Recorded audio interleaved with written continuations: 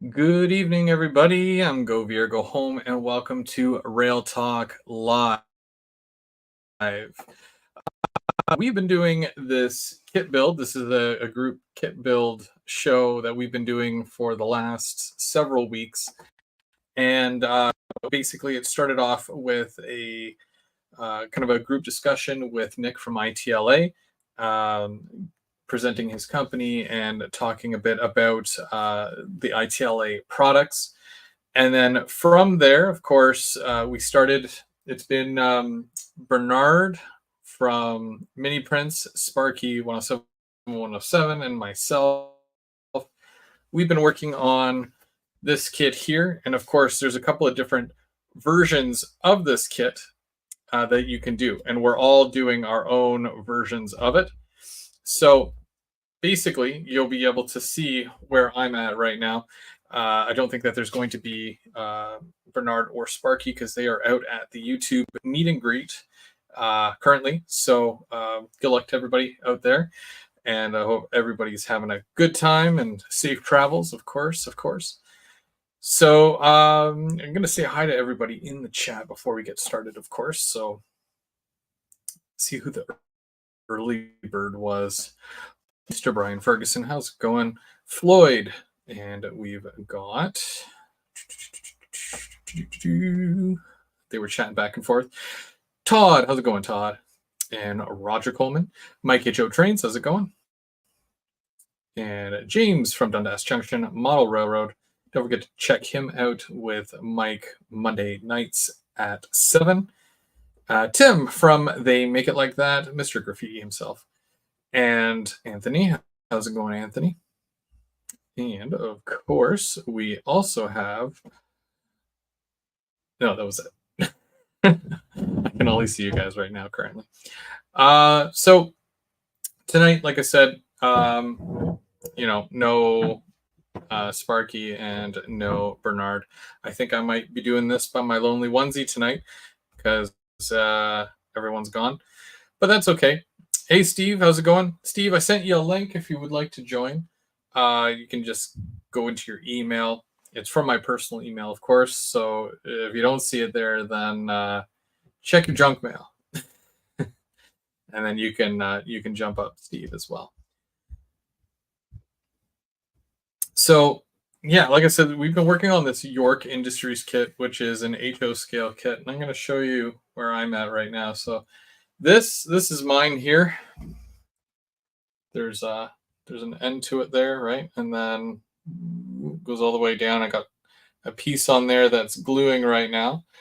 And I'm kind of doing it as an angled kind of building. I don't know if you can see that or not, because there's a little lip there, and then yeah, so it looks kind of neat. Almost like a corner thing, and then there's going to be a track that comes in across here. So that's kind of cool. So I'll be working on that, and yeah, we'll see what happens. Hey, John, how's it going? Oh, we've got Steve backstage. So, Steve, if you're ready, I'll pull you up here. All right. Here we go. Hey, Steve, how's it going? Hey, what's up? Not much. Sorry, I fell off my... Oh, there we go. I have to try to figure out how to turn this so you can see me. Because it's set for the bench, of course. Okay, there we go. I just have to scrunch down a little bit. No worries. Now, you got the kit as well, right? The yes. York Industries? Yep. So how far did you get with your kit so far? Let's see. So I'm going to go ahead and push down to the bottom here so you can see. I'll put you full screen as well so we can get a better view too. Oh, you're muted, by the way. I don't know if you know that. Okay, there we go. How's that? Yeah, perfect. Let's get this out of the way so there's no shadow. So I got the kits actually open. I haven't worked on that portion of it. And of course, there's a lot of stuff in here. So let's see where we got. Oh, I like the color. Yeah. The biggest thing that I haven't figured out is how I'm actually going to put this building together. So that should be correct side, right? Yeah. Yeah. Yep. Yeah. There we go. So I got all of the painting done. Put some scratch marks in there. You can see I still have it all on here. I found it was really helpful to tape these down so that they would stay in because they kept popping out, you know. Mm-hmm. Oh yeah. The windows, I don't know how you put your windows in, but what I found out was I laid this flat, Mm-hmm.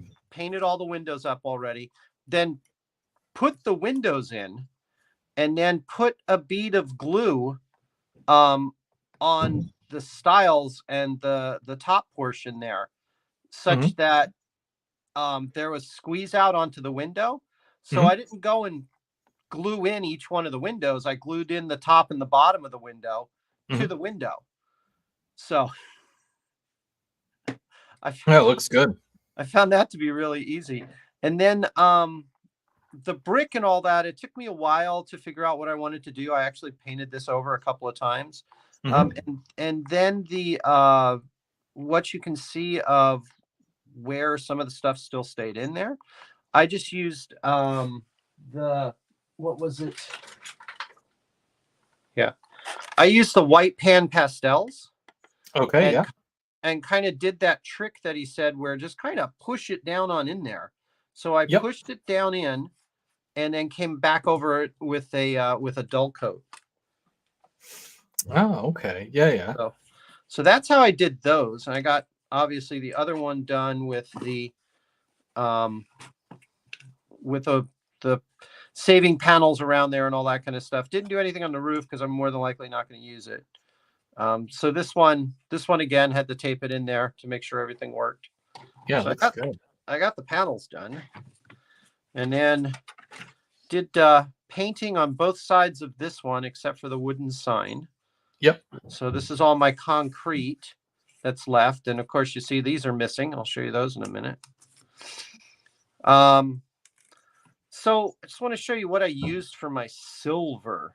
Where did it go? I have given up trying to paint silver. And so I've started using this liquid chrome pen. Okay, yeah. These are awesome. I actually have 2 sizes of it. And when you just put it down, it just comes out so nice. Oh, that's not bad. Yeah. Yeah. So I got most of my silver done using the chrome pen. And then, of course, painted this up for concrete. Didn't realize that this was the door for the opening, but I'm not worried about that. There's a reason for it. And then, of course, I got these done. Now you can notice that I got a lot of holes here. So I decided to do all of the little pieces while I was waiting. Oh, wow. Okay, yeah. So you're already on the detail stuff. Yeah, and I got myself a loading dock. So I did the loading dock. Cool. How was doing that? Was that pretty straightforward doing that one, or? Yeah, it's just the box. The only thing is that one side's a little bit longer than the other side. So you kind of get a little bit of overhang here. Yeah, there's a little lip. Almost. Yeah. And then the stairs, I got to tell you, I don't know. Have you built the stairs and things like that yet? Or any of these buildups? Nope. They're really cool because this is just 3 pieces. Yeah. Put together, and you just clamp them. And so you make sure that they're square and you clamp them together, and the same with the stairs, and you're done. It was really, really nice. I like that. So got the staircases done, got the roof done. The only thing is that I haven't put a window in it yet, which could prove to be tough. Oh, okay. And that's for the behind the door there. You have the acetate stuff, right? That it came with, or yeah. Do you use something else? Yeah, this was not nice. No. This was. I don't know. You haven't built this yet, have you? No, I haven't gotten there yet. I don't know how much roof I will have here doing this as a backdrop building, but yeah, and that's kind of what I was thinking too. I'm not sure how much I was going to get, but you don't have a lot of room. There's a tab here, and here, And then, so you Yeah. have to put this very small piece up against these two longer pieces. And while those are being held square, then you really got to go in here. I don't think you can see this, but inside here are two cross pieces.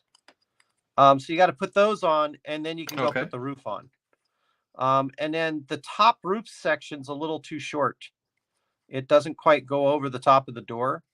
So I have to figure out what to do there. Because, you know, because you had to put an angle in there. And then I left the roof itself blank because I don't know what I'm going to do with it. Or like what you said, if you're even going to use it. So, I know. Is that your test piece as well there, right in front of you? This one? Yeah. I definitely use it as a test piece. Looks like you tried a few different things on there. Yeah, because one of the things that I've started painting with, if you notice this little pen here, this is actually a it's an acrylic paintbrush. And I got off of Amazon, I got a whole bunch of different colors. I got like 48 different colors of these things. And so I was actually using some of these because what I wanted to do, and you can see it down here with the brick, these are really nice because unlike paintbrushes where you've got to like really get the paint on there or take off the paint to dry brush it, these make it really easy to just kind of side paint. Now, if you look here where the red is and all that, if you can just side paint, right, you can still keep the grout in there. And it's really easy to do it because, like I said, you just paint over it. So what I would experimented on is using the base color as the grout. But I wound up using a different technique to make the red brick, and so it killed it all.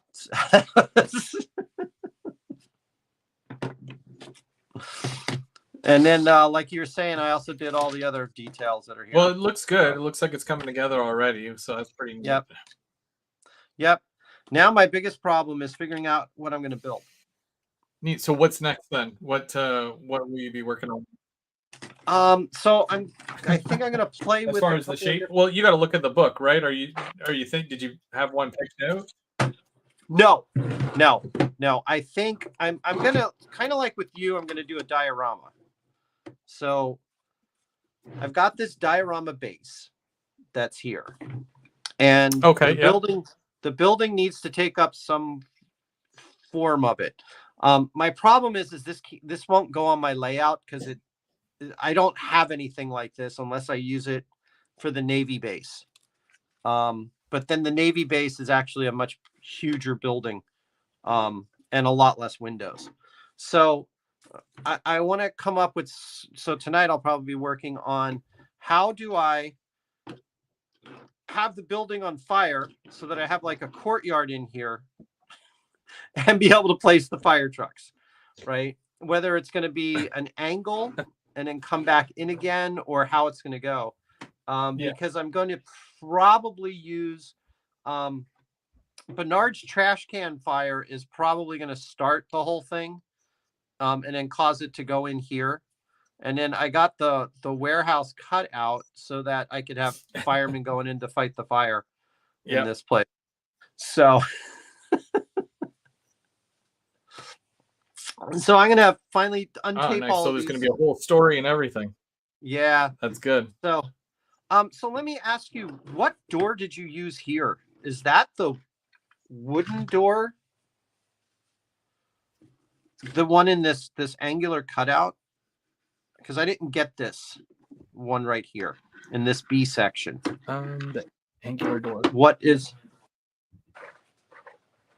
Yeah, there's like a door that's just wooden. Give me a second. Right? You've got got the door kind of with a window, the big window door, and then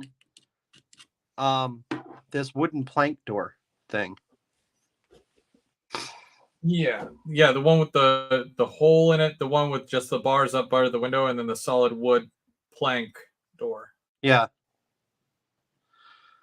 Because, I mean, it's got this arched top in it, and I didn't know what we're supposed to do with this.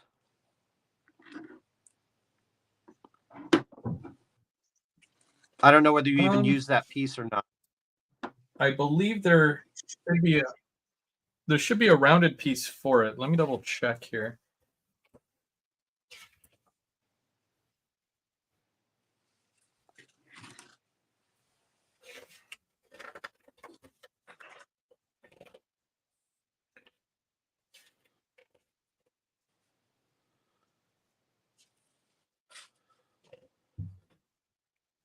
I don't even see a picture of it. Yeah. Yeah, I always see the two flat doors here, the two flat square ones. There might be a piece to go over top of it, kind of like in the windows. Yeah, that's what But I I was haven't. wondering. Yeah, I haven't gotten to the doors yet, so. Yeah, and I'm kind of reluctant to put the doors on because I don't know if I want them to be partially opened or if I want them to be closed yet. So, but I think the doors would be easy enough to put on, even though they're just going to go in there as a square. I think as close as everything pops on, I think it's just easier. It'll be just real easy to just stick them in there and then decide if I want to prop them open or not. Or if I want a guy to be taking an axe to it and breaking it in half. So yeah. So that's kind of what I'm looking at doing is working with some arrangements to see how I like it the best. Sounds messy.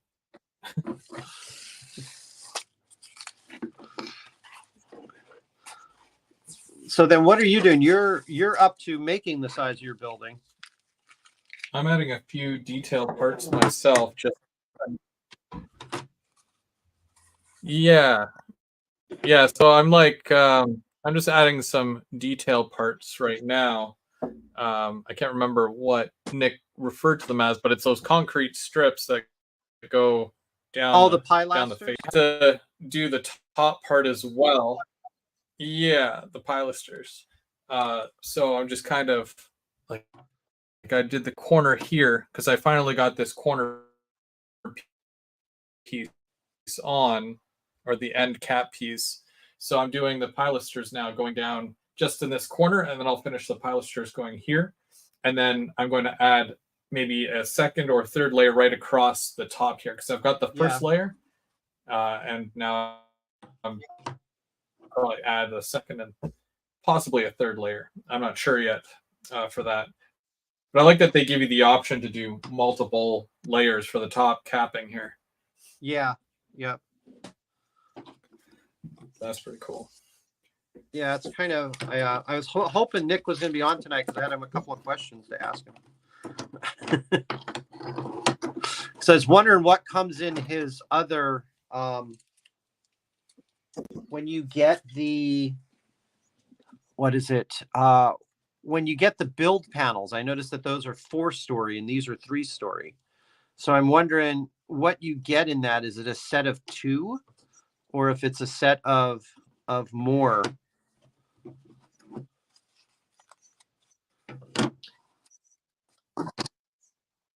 Okay. I think it's a set of 2. But it's just an extension. So there's a top piece on here that you would remove, and then you would add the double section on top of that.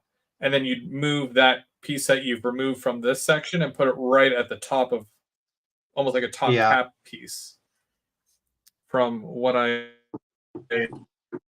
have seen, because I watched the video of it because I was looking at all the other kits that he's offering, and yeah, there was quite a few that I'm very interested in getting. If I end up doing some more of these. So when you did the modular one's cool. Yeah, when you did your corner at the end, right? You did it angular, right? Did you just glue it as an angular one? Yep. Okay.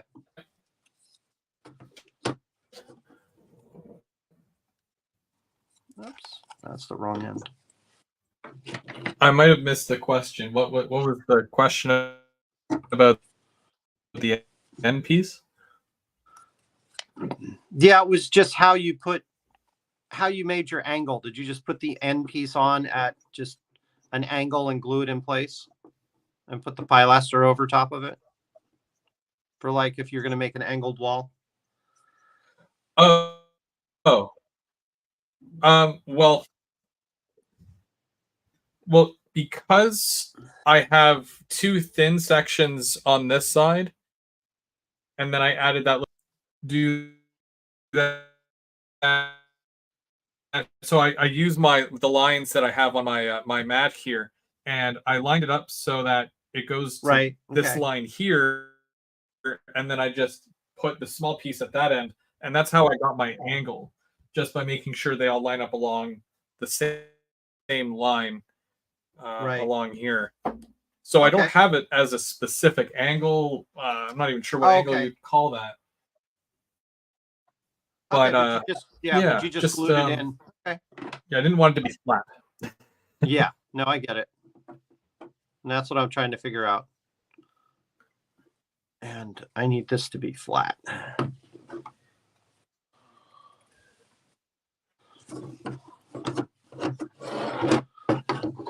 It's also weird trying to figure out, what piece to put where. What door makes sense to go in which location and all that.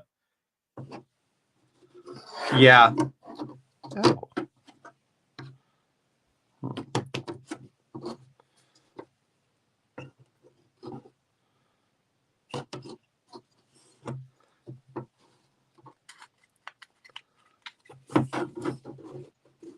So have you done wood kits before, or is this the first wood kit that you've done?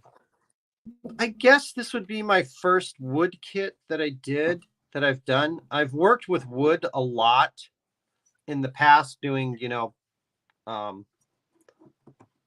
doing kit bashes and all that. I find, I do a mix between plastic and wood all the time. So it's really interesting.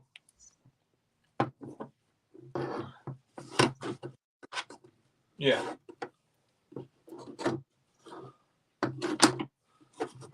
Oh, so okay. So now I got to look at the aesthetics because More enjoyable than the other, or would you recommend wood kits, or?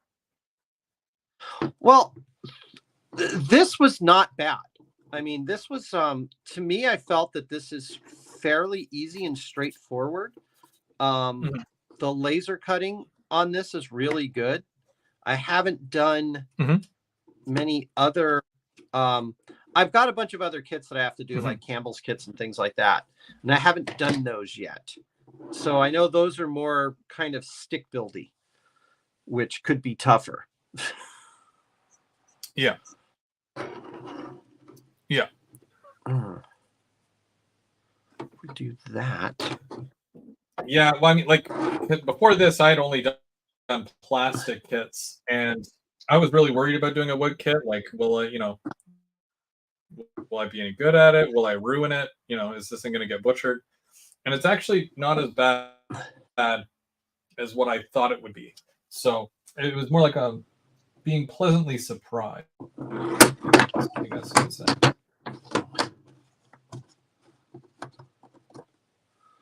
Okay, I think I see how I want to do it.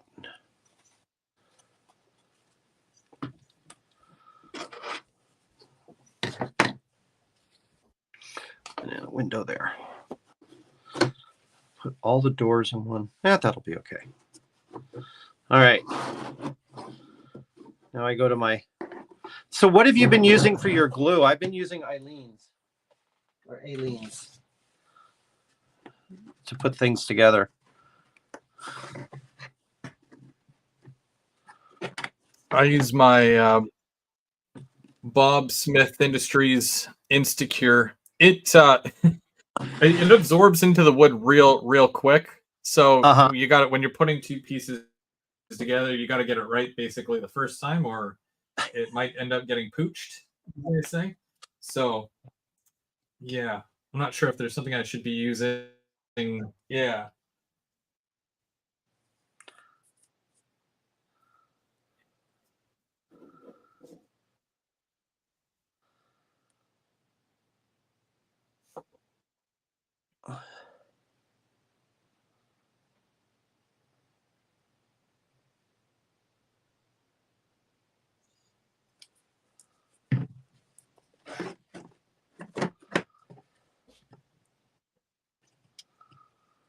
So it looks like they had a nice rainy day at the meet and greet today.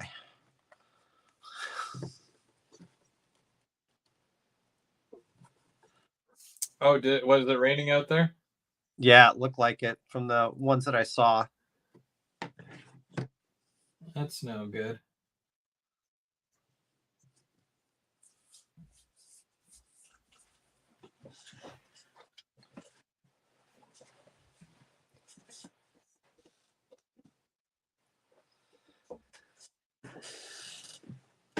I'll have to make it out to one of those at some point.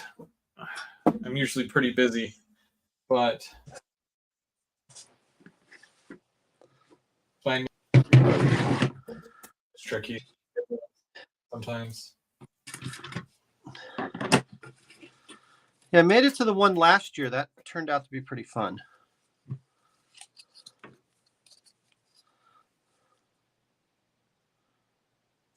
Yeah.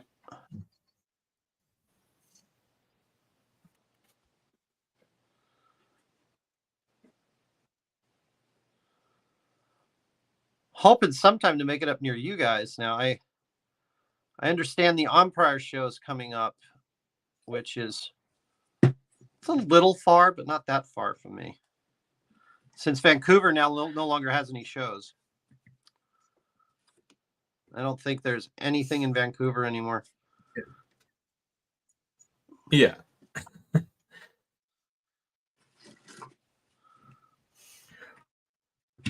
Well, I'm me, which is the Ottawa Hot Track or HO track, whatever you want to call it. They do a setup every year because their layout is modular, anyways. So they oval, but it's almost like a giant square with a yard in the middle. And they invited me to actually run this year, which is it's pretty neat. And I'll probably end up joining the club right now.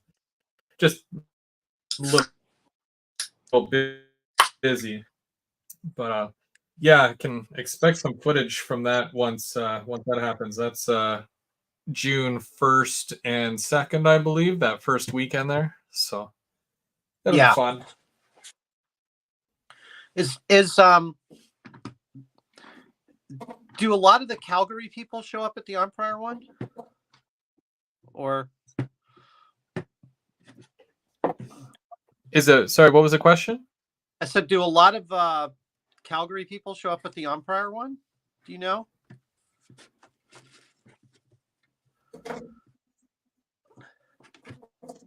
That I'm not too sure of. Yeah. Because I remember yeah, not too sure. I got to see because I've gone in the past. I got to see that one Calgary Club one that all the oil guys did. Have you ever seen that layout? Mm-hmm. Oh yeah. That one has no. Yeah, it has the 2 operating container cranes on it. A whole Canadian military outfit thing that goes on, and it's a huge layout. They brought it down to Portland one year when Portland was having the model railroad convention. Yeah. Oh, that's cool. No, I'll have to take a look and see. That sounds pretty neat.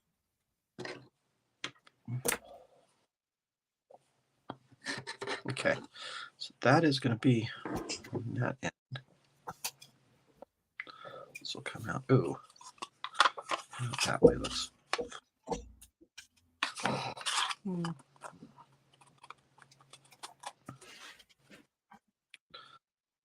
No, that'll be better.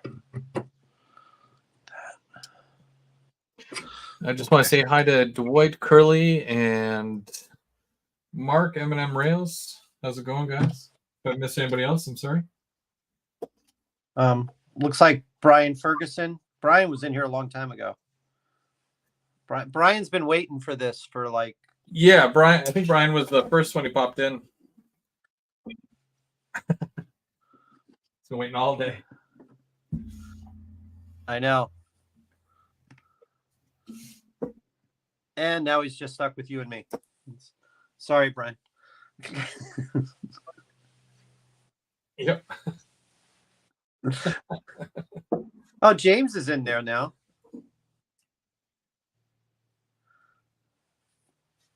I see James. Floyd's there. Hey, Floyd. Mm-hmm. And Dan just got in.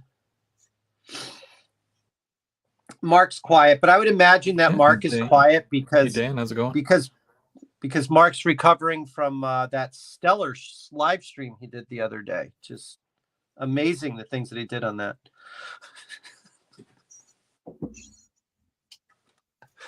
Oh, yeah. Yeah. Oh, yeah. He's always having a good time. Okay.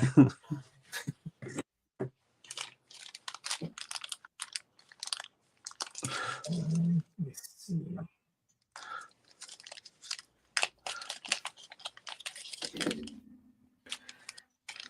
So I got to do the second row of the top, and I have to go in the opposite direction because there's like these connecting joints, and I want to overlap them so that they're kind of hidden, kind of.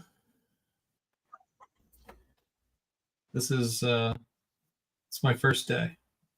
At least that's what I'll tell everybody. It's my first kit. That way I don't feel so. Well, like I said, this is your first wood build, right? So, yeah, you know, the thing is, I've opened up a couple of my wood build kits that I have full build. that I'm waiting. I did. Yeah.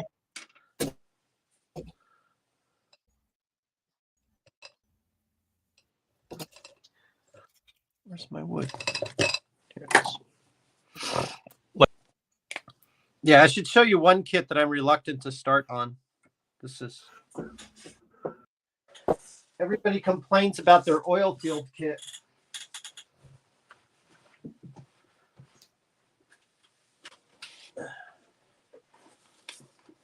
So I was able to get a rare find at one of the shows I went to, which is the Plastistruck refinery kit.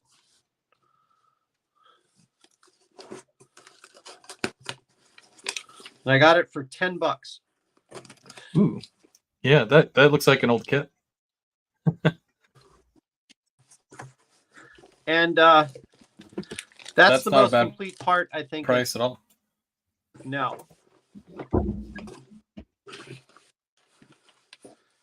And so you get the kit, and then you get this.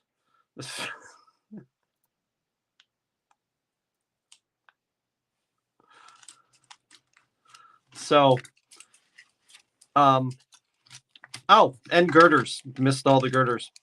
But yeah, they're... So it's just a bundle. Yes, it's just literally a bundle. Just a bundle of stuff.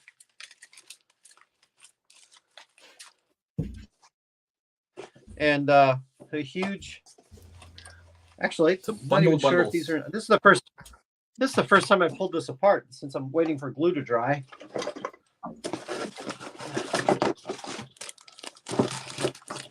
Not sure if the instruction manual is actually instructions or... No, they're not.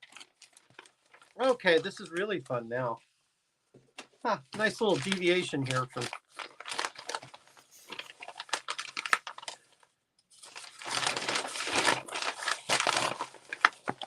So, apparently you don't get instructions with this kit.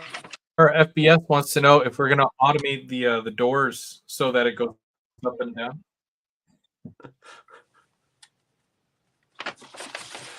You get blueprints. So I don't want to hear anybody talking about how bad the directions are from Walters.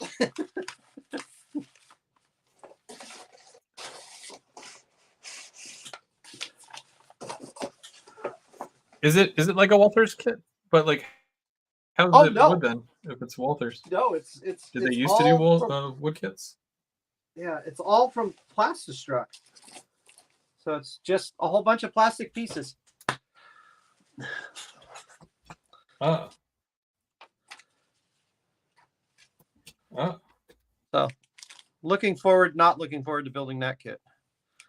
That might be a project kit unto itself. It's just a whole live stream, you know, a whole series. James says men don't need instructions.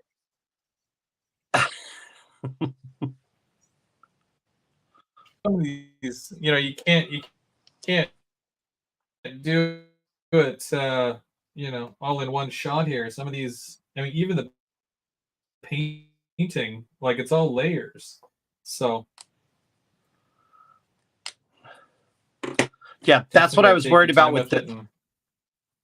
Not necessarily one that's piece what at I was a time. worried about with this one is I didn't have any good weather for painting, and then I got sick, and that weekend was great weather. And Yeah. so I was like, great.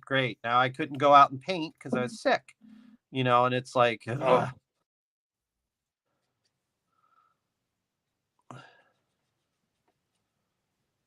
While this is drying, I figure I might as well paint up some more details. I think that's a rule, though. You know, the one nice weekend, you're going to be sick during the weekend. Yep.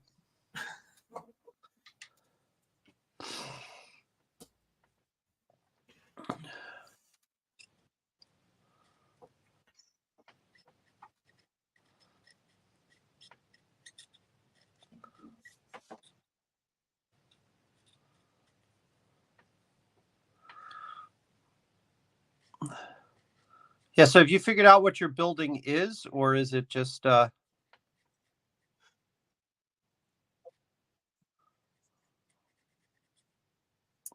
Nope. Nope. I'm just doing a building to do a building. I don't know if it's going to be an abandoned building.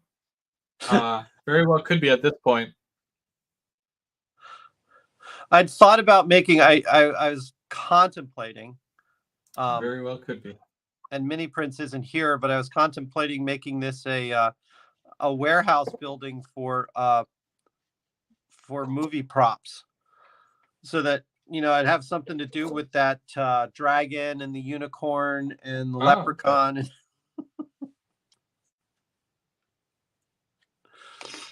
It's like I don't know what to do with that those works. pieces. Yeah.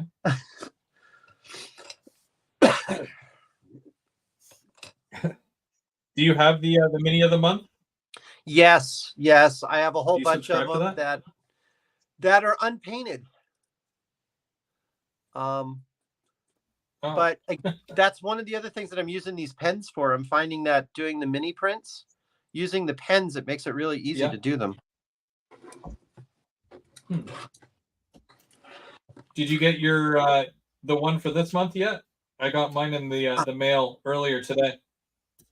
No, then not yet.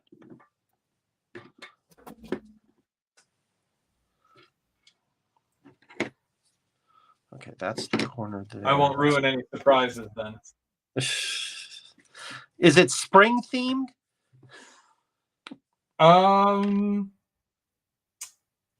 Yeah, I guess so. Yeah, you could say it's spring themed. Well, I ask because, well, I think since you've been getting the mini prints of the month for a while, you know, you don't know what theme Bernard's going to do, even if it's like a theme you'd think he would do.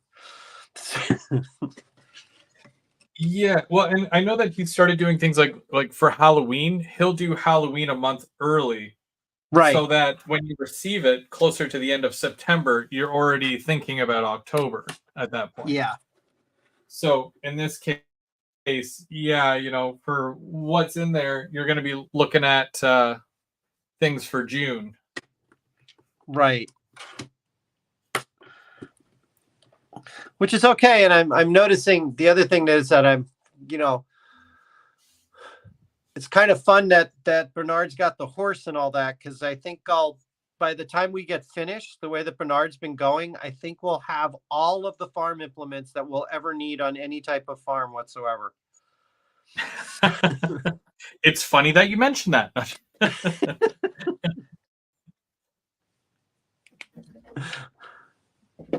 Like, oh, great, I got the manure trailer. Now I got the manure spreading trailer. And now I've got the...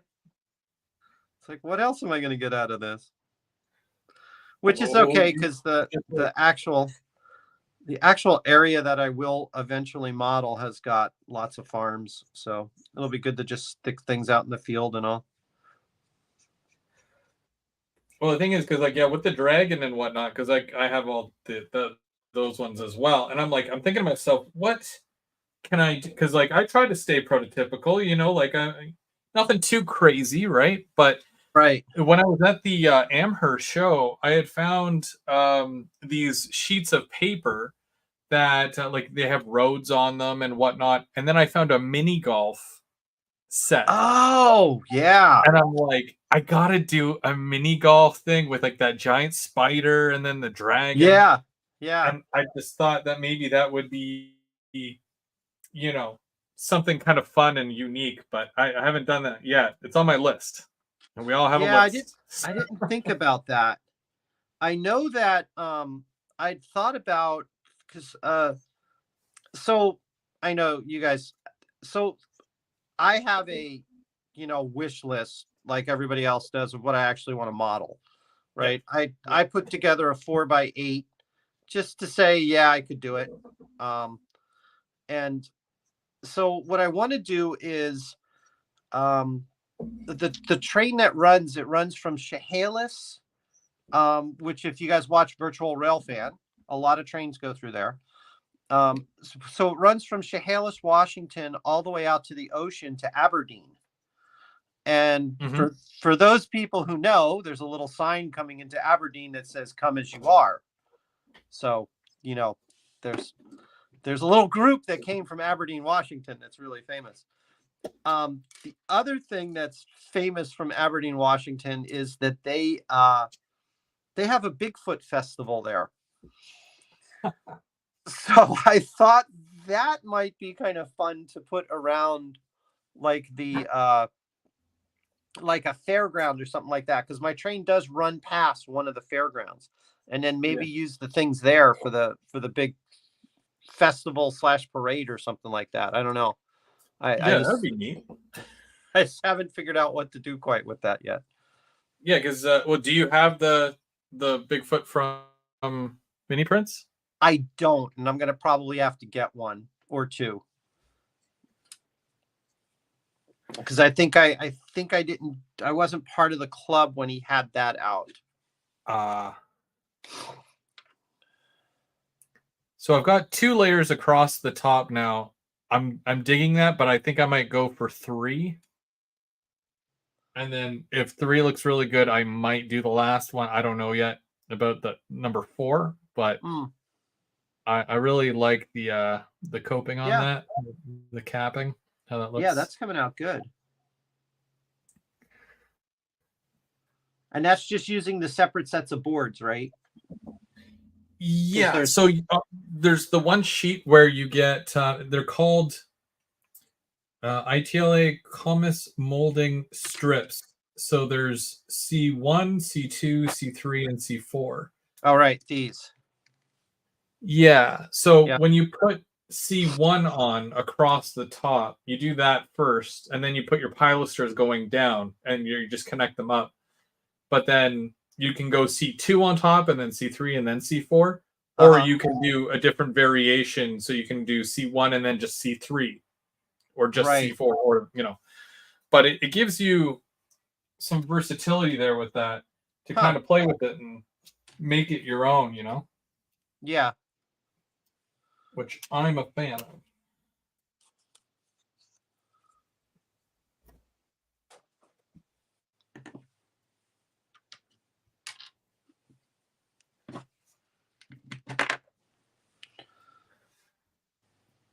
these are my C3s. I'm doing C3s.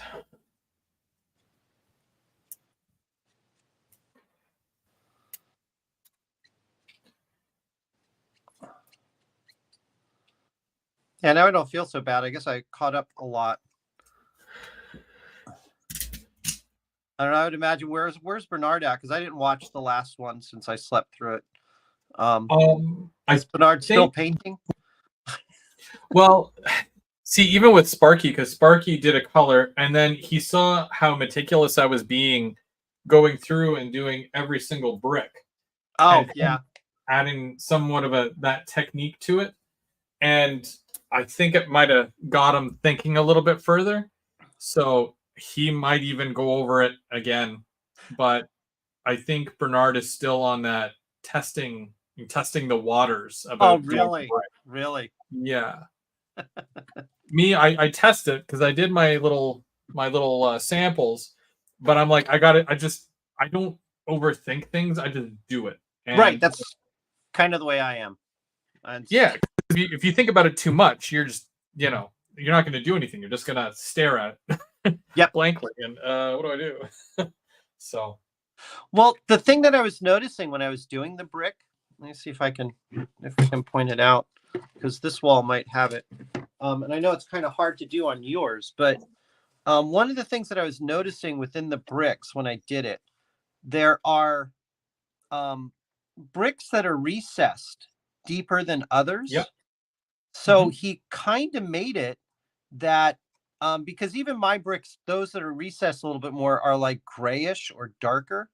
So it kind of has that little bit of coloration there. Yeah. So he did make it easy to just kind of spot some bricks, because they are like very, very, you can see how much they stand out on these things. Yeah.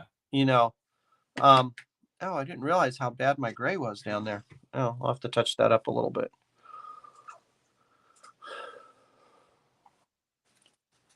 My red bleeded a little bit too much into my lower portion. Yeah, and I haven't started weathering this yet either. Yeah, I'm yet to still do my clear coat. I wanted to put a majority of this together painted before I actually sealed that in. Yeah. If that makes sense. And then hit it all with the clear coat, and then start doing some other weathering with it. But yeah, I haven't done any of that yet. So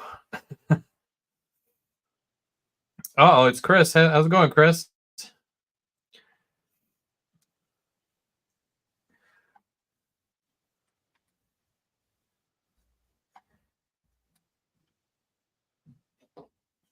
But even with the windows, I the only thing I regret not doing is putting the frames of the windows in all of them. I did one to test it, just to kind of see how it's going to look color wise and whatnot. Yeah. I don't even think it's possible to really see it, but it's in there. But yeah, I blasted those with a dark green, and then yeah, technically like how you did it, where you put the piece flat, and then you put the windows in flat, and then you can cap it with your window sills and the over the head part. So I'm gonna just have to be super careful when I put my windows in, because I can't lay any of it flat. So. Oh, okay. Did you bring your windows up forward then, or? No. I pushed it all the way to the back. Okay, like it said. Yeah. Yeah. Yeah, because when I did these ones, my test pieces, because it basically the window and the frame goes in the same way. I was able to do it with this, and I said, okay, so if I get it flat on the back here, that's all I need to worry about with it being here. So as long as I get that in place, I maybe do a little tack weld on the back there with some glue, and then I can just push my concrete pieces in on the front after that's done. Yeah. And I did manage to find my plaster, my powdered plaster.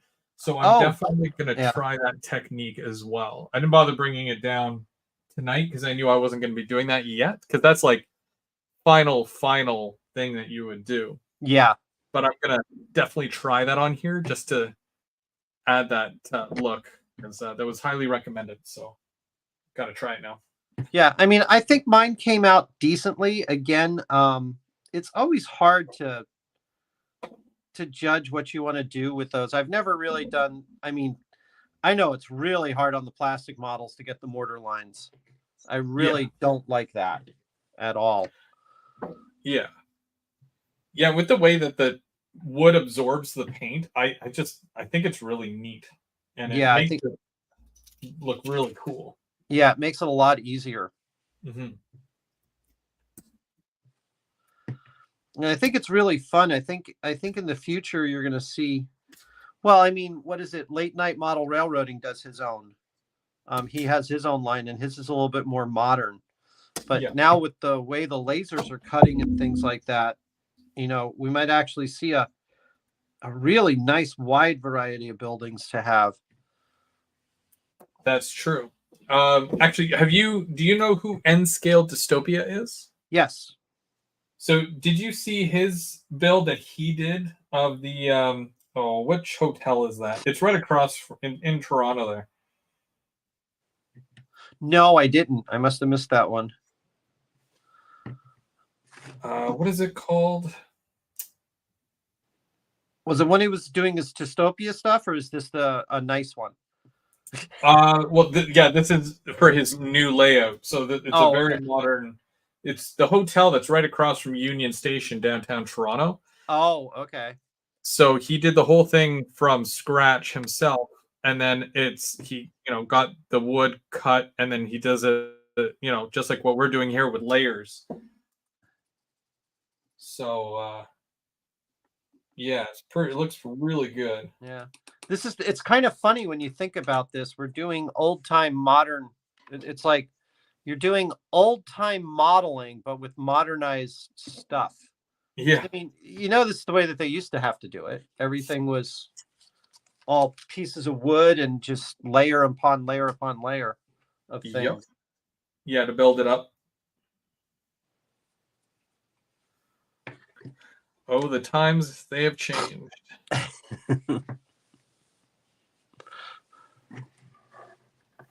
It was a simpler time.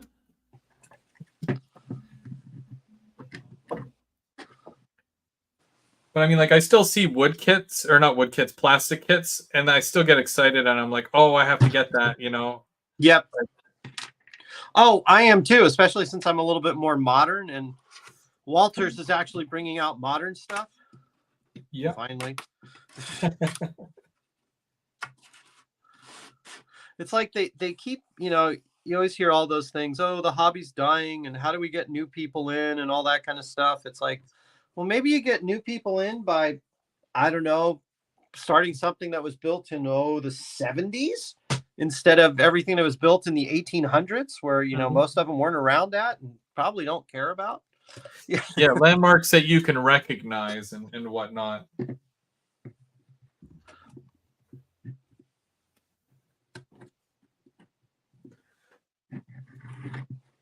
Yeah, that's still going to be a big building.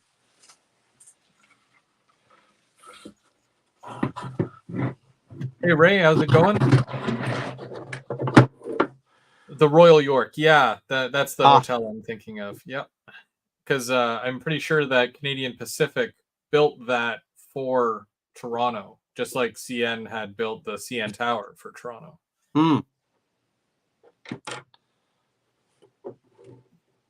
But yeah, if you guys have not seen that build of the Royal York flat, it's in N scale. So I think he had to dumb it down a little bit too, because of the fact that it's such a massive building for downtown Toronto. When you see it next to a train, it's huge. So right, even in N scale, you had to bring it down a few, but you did a really good job on that.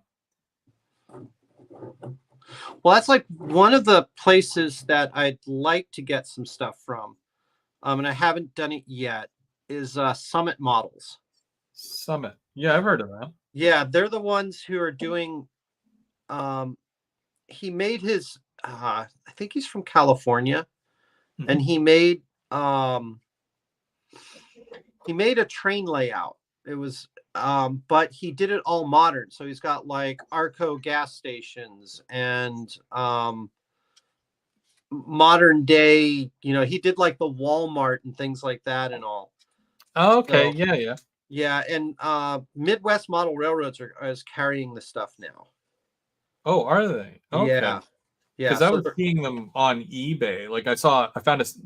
Well, do you know Subway? I know it's a stupid question. Okay, Subway. Yeah. So it's like I think it's like a wood kit, but it's a Subway, just like a square shop by itself. And they got like Domino's as well, Domino's Pizza and a few others. But those were some of the first ones I was looking at. But because I'm sure he has to get the rights to be able to use those names and whatnot, you're looking at like $80 for a little building. Well, the Walmart, okay, which it's a Walmart. It doesn't have much on it. I think that's like $115, and it's a backdrop building. Yep. It's kind of it's one of those things where it's like, yeah, I'd really like to have it. Oh my God. do I want it? Do I want it that bad? Even like, because I mean, like they have the McDonald's and all that too. I think that every modern McDonald's has been around forever, so I think 70s and up. I can't even remember when McDonald's was when they started. I don't know the year, but if your layout is the 70s or to modern, then you should have a McDonald's on your layout. Yep. Yeah. How can you not, kind of thing? It's one of those. Kind of like you'll see a lot of the Canadian guys with their Tim Hortons, the little pop-ups. They I can't remember. I think they were using the DQ grill and chill, and then they would just turn that into Tim Hortons. I've seen a few guys do that. And I think Summit now might have a Tim Hortons. I'm not sure. Really? I think I've seen a Tim Hortons someplace, but I can't remember where right now. But yeah, I mean, there's certain things you just got to have, right? You got to have, like if you, again, from the 70s and 80s, it's, I could see not the Burger King, but Wendy's is pretty prevalent in both the countries, right? Yeah. Oh, absolutely. For like you guys, Canadian Tire, right? Is it Canadian Tire all the way across the country? Yes. It's like you got to have one. I mean, they have their own intermodal cars and stuff. Well, I grew up in Brampton, which is technically part of Toronto. They call it the GTA. And one of the main Canadian Tire warehouse or distribution centers is in Brampton. So all you would see are rows upon rows of the 60-foot trailers and what are they, the 56 or 58? No, 57-foot? Shoot, I don't remember. But yeah, it's all parked right along there. And they'd always be going in and out of there all day long. So now I got to ask you, how did your interest in buses come up? Was it just because of the buses that Rapido made? Because some of those buses are replica buses, aren't they? Yeah. Well, I mean, like even before Rapido made their buses, I was a big fan of iconic replicas. Okay. And I never thought I was going to be much of a bus guy, but if I go back to my youth, one kind of a weird story, but I did have a father at one point, and kind of left my family, so that doesn't happen anymore. But he used to drive buses for the city of Brampton for I think over 30 years. So I wouldn't be surprised if there's some sort of thing there with that. But yeah. But I don't know. I've always Before I had my license, I always took the bus, and I would take the bus down to downtown Toronto. I take the Go bus and go record shopping on the weekends, and yeah, took the Greyhound to Ottawa and whatnot back in the day as well, when the Greyhound still existed. Doesn't anymore, but unfortunately. But yeah, I took the bus everywhere.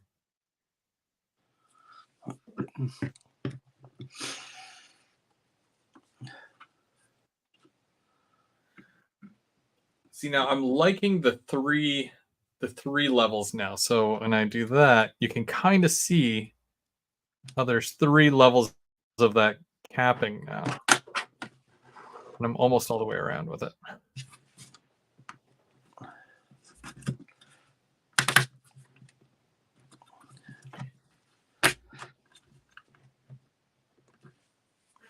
So I just got to cut this one piece here, but I'm going to let that dry first. And I think I do want to leave it at that. I'm not going to use this small piece, the C4.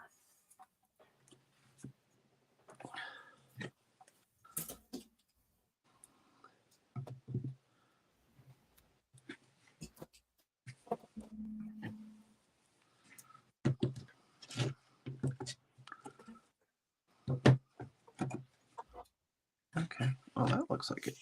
Yes.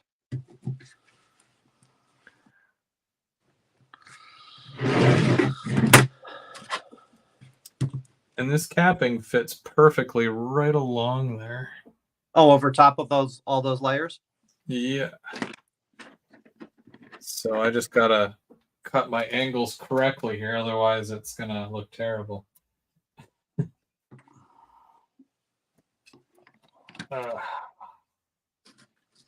Only thing I really regret about doing this as an angled building is knowing that I'm gonna have to cut these angles.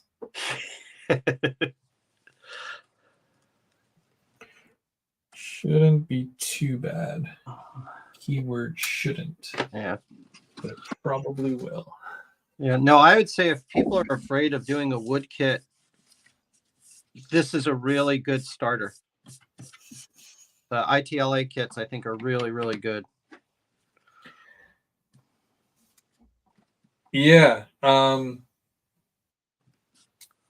mean, I've already convinced myself that I want to get more, so I'm right there with you, because that one kit that he does with mini prints, where you get detail parts from mini prints, and then you get a building from ITLA. I mean, that's a perfect match right there.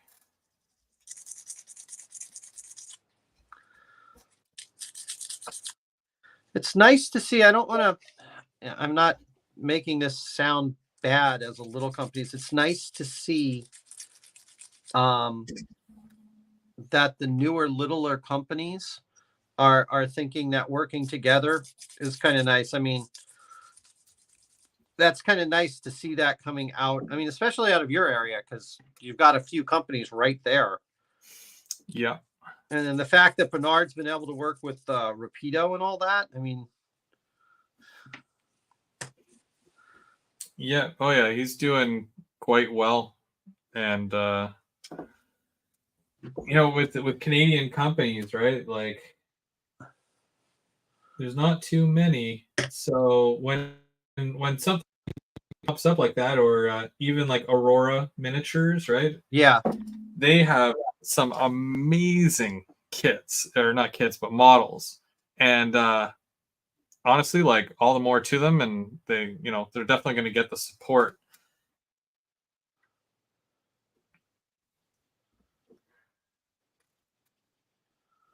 The one place I haven't bought from yet, and I do like a lot of their stuff, is Interactive.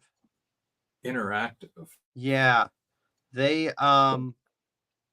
have a Satarelli meat store that they do the entire interiors in it.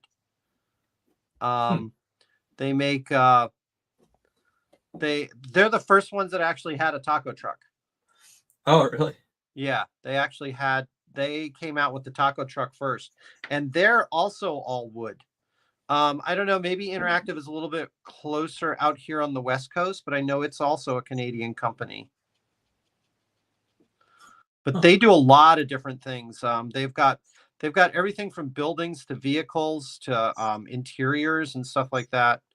I just haven't gotten around to getting one. They're a little bit pricey, but the stuff when you see them like on display is amazing. Yeah. That's neat. Because they've got a party boat. A party boat? They have a party boat that has a slide on the back of it and everything like that. It's like a 2-story. I want to say it's a pontoon boat. I'm not too sure, but yeah, it's a 2-story little party boat, and I'm not sure if you get the figures with it and all that, but it's really easy to get bathers and things like that. But those are that one looks pretty fun too. So if you have a big lake scene and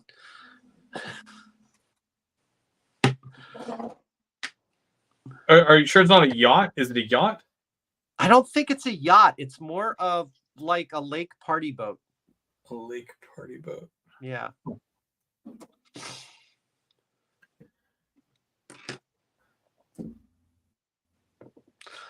Now I'm going to make Chris look this up. Probably he's going to be like, "Wait, I got to go see this." I don't know too much about boats. I stay off the water myself. But... Well, I just think it's funny. It's that the Canadians made it. I'm like, what lakes do you guys swim in? Yeah, really. In Georgian Bay. Yeah, in bathing suits is that. I could see in wetsuits going swimming, but it's. That's funny. No, that's not the right color.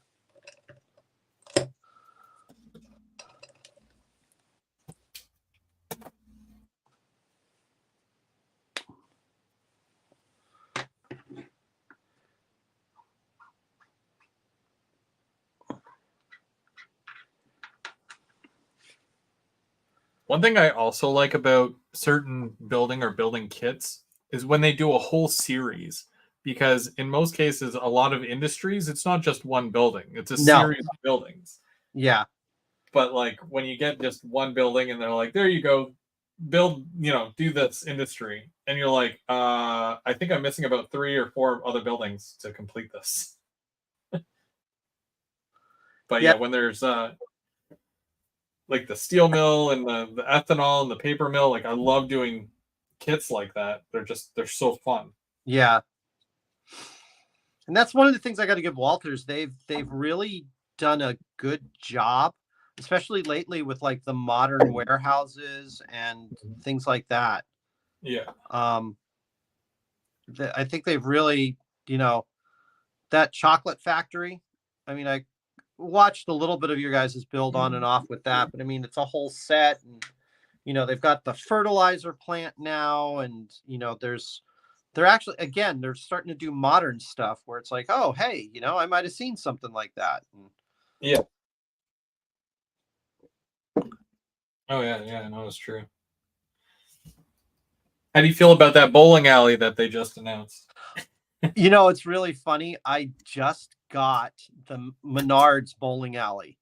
I was in the Midwest, and I said, you know what? I'm in Michigan. They got to have a Menards. So I went there, and I was just like, if you've never been to a Menards, oh my God, I tried to tell this to one of my coworkers because he came out and we actually stopped. That was one of our stops when we came out for a business trip. I said, you got to go to Menards, man. You just got to check this out. It's a Home Depot and a Lowe's on steroids with Canadian Tire just thrown in there. Really? Oh, geez. Yeah. The thing that got me the worst was we got into the back corner of the store where they have like the roofing supplies and things like that and all. And then they started showing, or you can just get your own house. It's like, wait, I can buy a house here? They're like, yeah, you can just buy a house kit, go build it. And, here's all the different things. And I'm just like, this is ridiculous. It is. You want to talk about a store of overabundance. Huh. Almost like a Costco almost. Kind of. Too. Yeah, kind of, but it has more of everything. Like if you needed a sump pump for your basement because you were flooding or something like that, instead of having a sump pump or like 2 or 3 of them, they'll have like 16 of them from 3 different manufacturers, from like 10 gallons per minute to 500 gallons per minute. You're just like, what? I didn't even know I needed this. But it's here, so I'm gonna get it. That's yeah, that's awesome. That sounds dangerous, actually. It is. It is.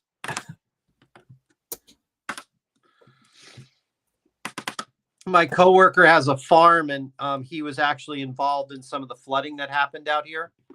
And really? He was like, "Where was this store when I needed it last month?" He goes, "Look, they've got those inflatable dams to put around your house. I could have used that." Like, wait, there's an inflatable dam? Yeah, they've got these. You got these dams that you can put around your house to protect it during floods. What? Yeah, that's crazy. It was just, they had all kinds of things. I was just in awe. It's like, and I like then they have the train set up and all that. But yeah, I had to get that bowling alley. So I am looking forward to, I'm going to get the Walters bowling alley too. Cause I think the cool thing about that kit is you're going to be able to like personalize that. Yeah. To like what's around you or something like that. Like where I live here in Marysville,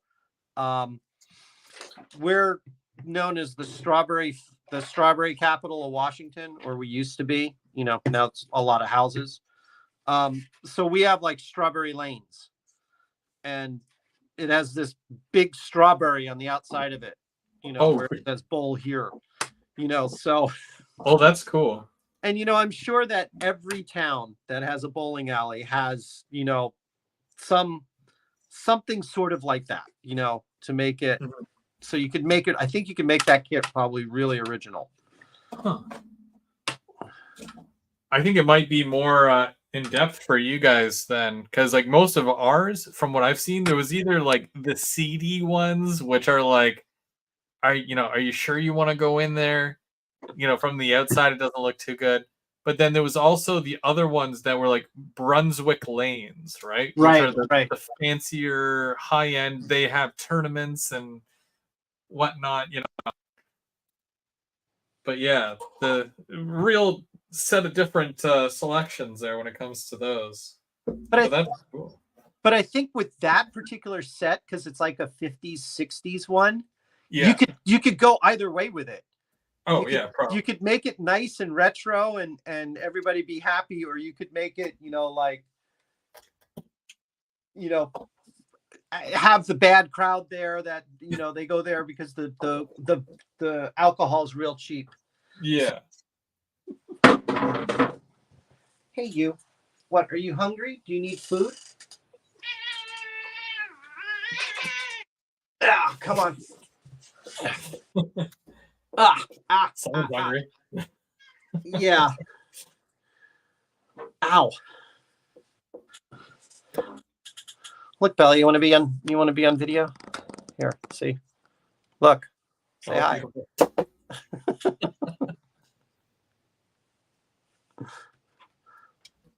Why don't you go downstairs and see Mommy? Mommy will feed you. Okay. You go. Just goes.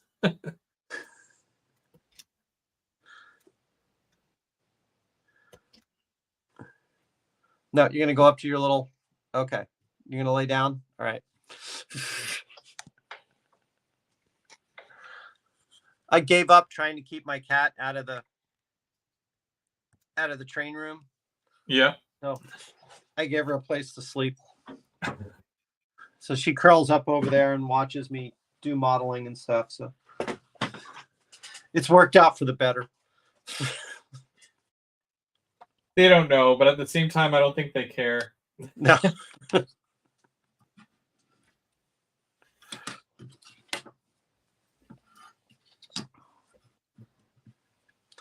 So this is going to be.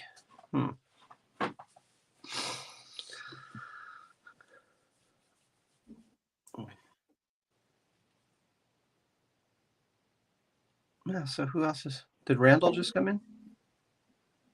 Yeah, Randall's there. Hey, Randall.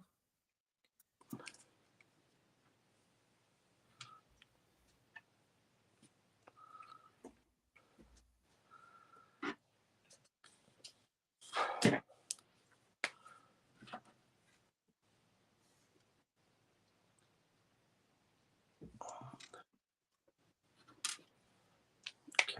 I think I might have a cat for that one.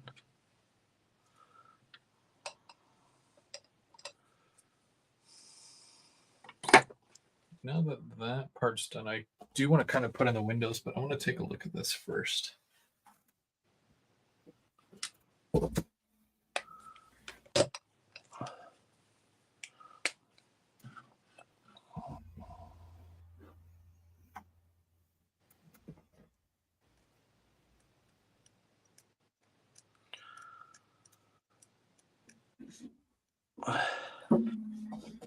Yeah, so great. One of the garbage cans has garbage in it, so I have to paint that now too.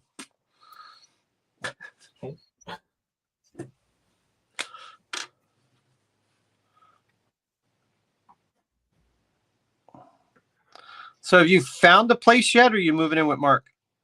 I'm very close to moving in with Mark. He has no idea how close I am to moving in with him. No, we're still looking.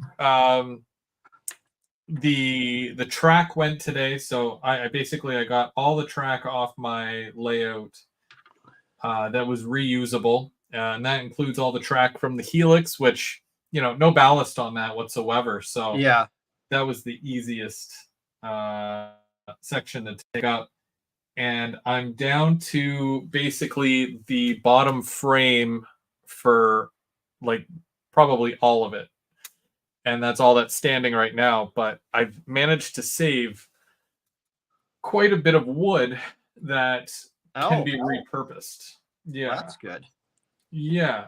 And that includes also a lot of the backdrop too. Some of it ripped, which is kind of unfortunate.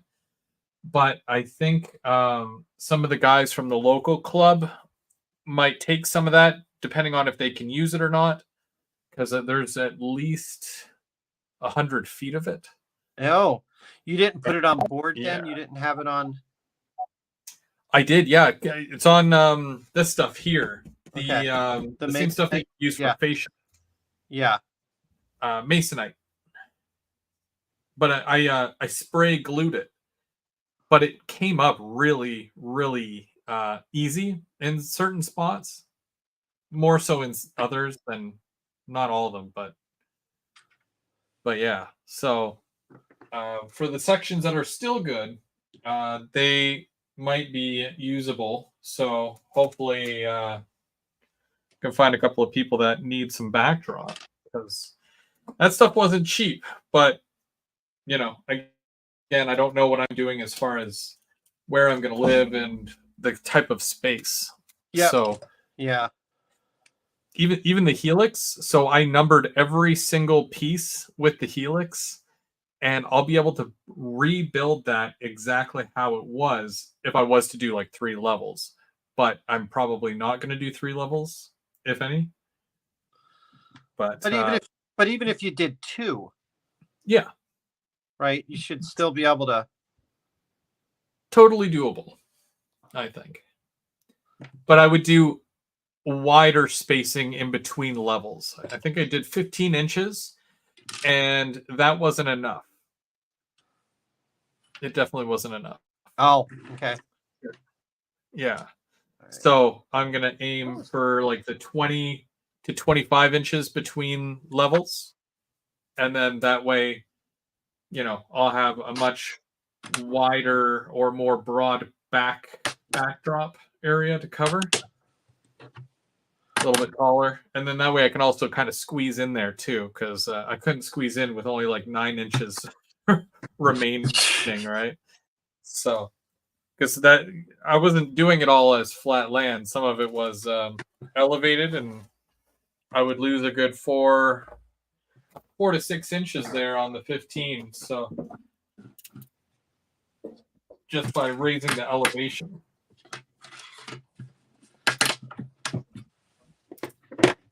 Learn a lot doing layouts, and because I've already done 5. Well, I think I've learned quite a bit, so I'm gonna see what I can do to kind of improve further.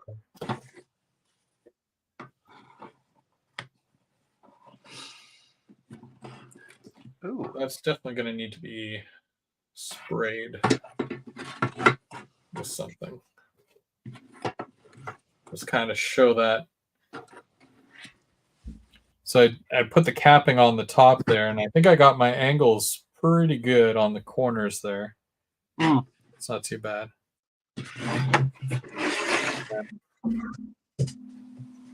Whoa. Just have to do some touch-up work, that's all.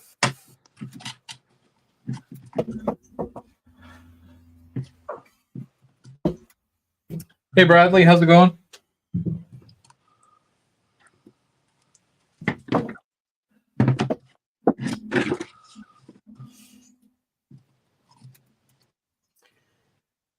Okay, so I'm going to pop out all these round topped windows. oh yeah, that's fun. The Well, popping these, out of I all mean, the like, stuff is great. some of it is easier than others, but most of it is pretty, like, the laser did I think a pretty good job. Oh yeah, it's amazing the fit on everything. It's just I have not had anything where I've like really worried about the fit. Mm-hmm.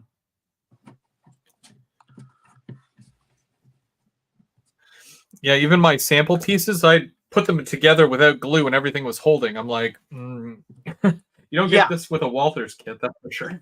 No, you don't.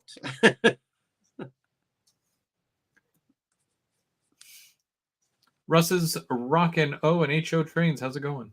How's it going, Russ?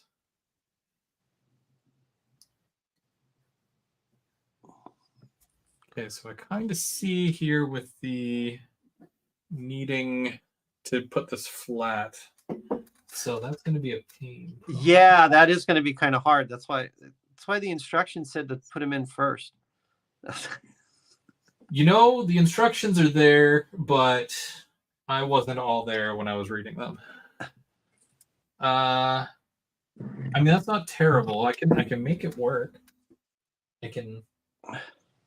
Well, you know, the other thing that you could do is kind of do what I did. If you tape behind the back of them all, and then it won't go past that. And if it gets all glued in, then you should be fine.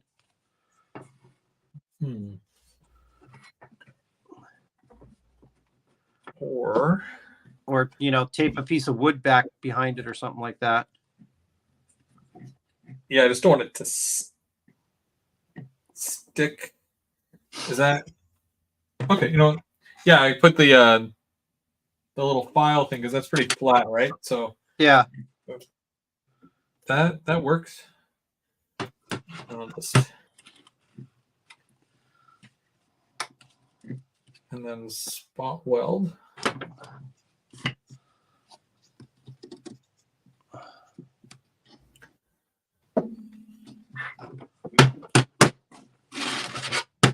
I want to make some of these up too.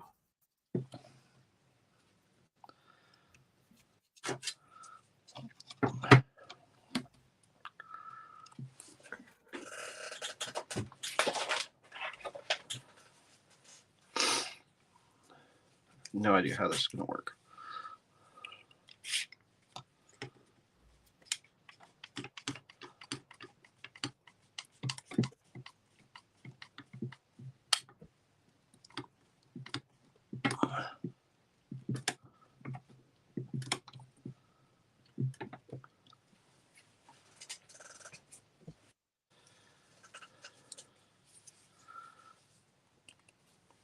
Why it seems a little quiet in chat?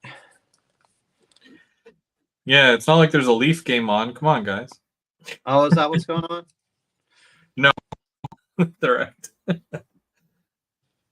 I was being facetious. Because one time I did a live and the Leafs were playing, but now they're like out. So. Oh, they are? Okay, because I saw Yeah. Boston went out today. Oh, they did? Yeah. Wonder who they were playing. Wonder if James will tell us. Is there a Canadian team left? Is it BC? No, Edmonton. I think the Oilers. I think they were doing pretty good.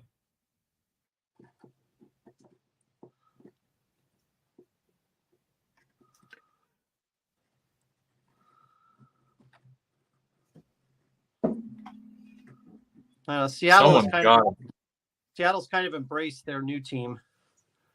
Yeah. But apparently, I guess we're going to lose our mascot because he was on some sort of hockey show and he and one of the guests got into it, like really got into it. Major brawl right on TV. Really? Yeah, it's like, dude, you're a mascot.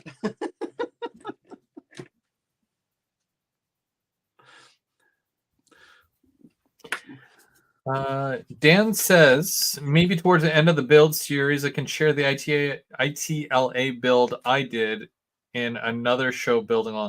Yeah, Dan, absolutely. Yeah, you're welcome to come up now if you'd like. You know, or whenever. Let me know. I'm open to it because it's along the lines of what we're doing here now. So I'm sure people would like to see more renditions of this.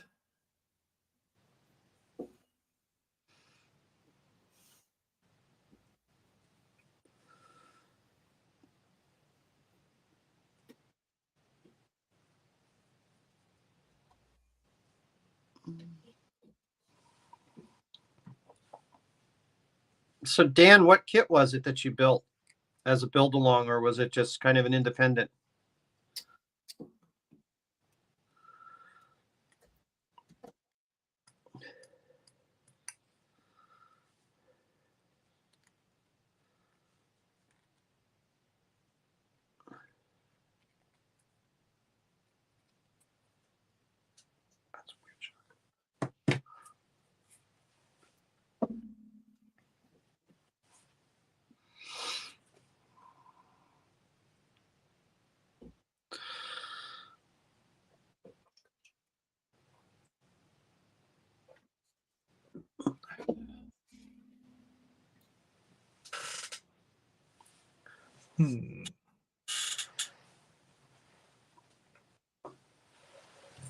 So what was your I was going to ask you about the colorway that you did, or if you have the names of the colors that you used. So I actually wound up with the apple barrel stuff. Apple barrel. Okay, yeah. Yeah. I think this is Walmart. So I wound up with the granite gray for most of the concrete. And then my brown color, I just wound up with, this is from Craftsman, which is Michael's, a golden brown is the brown that I used. The red, I kept trying to find a red that would work. I think I finally wound up with, I'm not sure if it was the Pasha that I used. I can't remember now. Let's see. No, it wasn't the Pasha red. I think I used the Gundam colors on this then. I know, this is weird. I have paints all over the place because I haven't found anything that I really like. Oh, here they are. When Bernard was showing his paint collection, I felt like pulling out my spray can collection. I've got a miniature Lowe's store in the back here with like I mean, like, I've run out of room because I packed up most of my stuff, and I've got like 4 cans here of just stuff that I'm using on this, just so I'm not all like, which one did I use again? But yeah, I've got a huge spray can collection for some weird reason. Yeah. So I found these Gundam markers that are they're not acrylic paint, but they're meant for the Gundams. Yeah. And so I went up using that red color for it. Was I think finally the color that I decided upon, and then added a little bit of, the white pan pastels to it, and didn't really do a wash, but used a couple of more colors intermittently. Like I think I did go over it with the granite a little bit and just kind of wiped it back off, just to give it some lightening and some color like that. But those are, yeah, I haven't really found a good brick red, and I don't have. I'm kind of like you. I don't have I have a limited area. Yeah. To use things, and so I have one desk, and so my desk can either be my build desk or my airbrush desk. It can't be both. Yeah. So I decided it would be easier to just use the pens, which again, that's another thing that I like about the pens is they're portable, they don't stink, and you don't need an airbrush. That's true. James has been bugging me to get an airbrush for what feels like years now, and I like because when we had Bernard on last week, he was talking about his view on it, and I'm kind of in the same boat where I'm kind of lazy in that sense because you use a color and then you have to clean it out, use another color, then you have to clean it out. Yeah, and I'm just like, I don't want to do that. But I can understand that it looks way nicer when you use airbrush. I have crazy amounts of respect when people use that stuff and they have the patience to do it. I don't, but that's just me. Well, I do have myself, and I haven't used it, and they are a little bit easier. But I've got those battery powered. I've got a couple of battery powered airbrushes. Oh, neat. I've never heard of those before. Yeah, so I'll get one down. Oh, here we go. LGRFBS was asking about IKEA. My desk here is IKEA. My desk over there is IKEA. Yeah. My wife's desk over there is IKEA. The whole freaking house is IKEA. And when you said before you were from Sweden, I didn't want to say anything because I didn't want it to come across as what's the word I'm looking for? Like stereotypical, like, oh, IKEA and whatnot. But yeah, I love the meatballs too. Oh. I go just for the food and to walk around and look at the home furnishings. Yeah. That's a good afternoon for me. Oh yeah. IKEA in the afternoon. Yeah, that's kind of a fun. It was funny when I went to one of the smaller cities I went to in Japan, right near the company that we had to go visit was an IKEA. Yeah. And so there's not much difference between a Japanese IKEA and an American IKEA. Huh. They had a little bit different on the food, but everybody was still there eating the meatballs. Yeah. It's an experience. Yeah. Yeah. It's just kind of not just buying furniture. You're going for the experience. Exactly.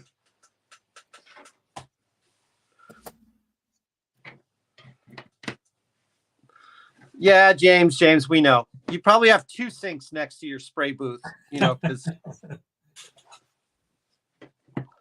So let's see if this is upside down. Yeah, I'll turn it the right side up.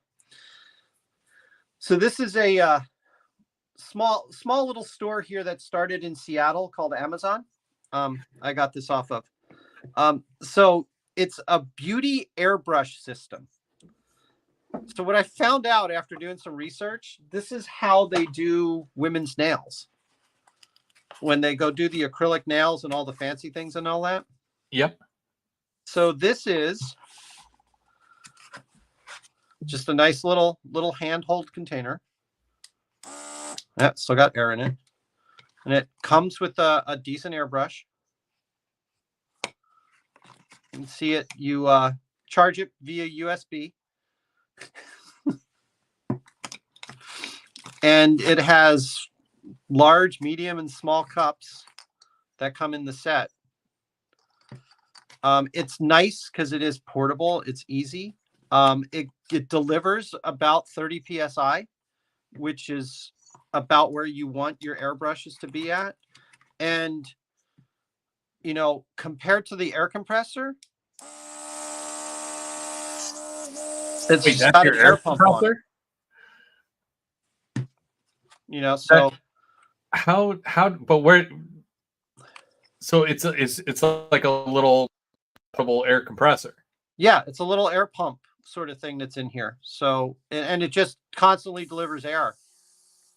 Jeez. That's so neat. Yeah. I think Do you have the link for that? I don't. I could probably find it, but there's a whole bunch of them on Amazon. Do you have an affiliate link? Let me see. That's crazy. That's really neat. You could sell quite a few of those.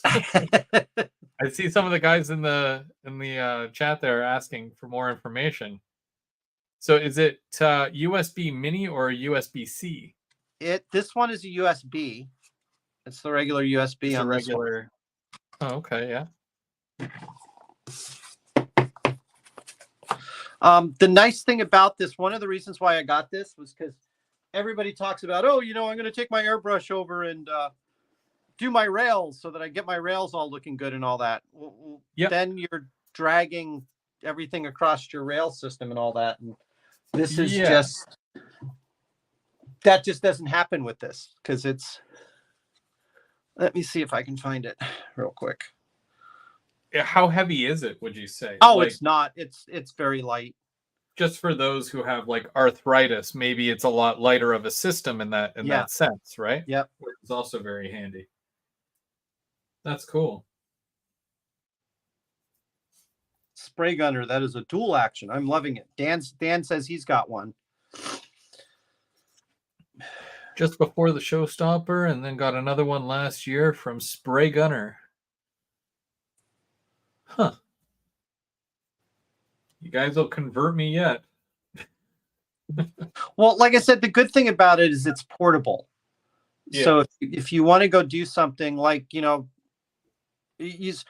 and I'm kind of like you, I look at some of the things that go on and it's just like, yeah. You know, where Barbados Rex goes and paints all of his individual grass blades and stuff. And it's, yeah. Yeah, it's kind of weird, you know, to come up and say, oh, look at the crickets in his grass. It's like they're HO scale crickets. How can you know, it's like when Bernard made those flies.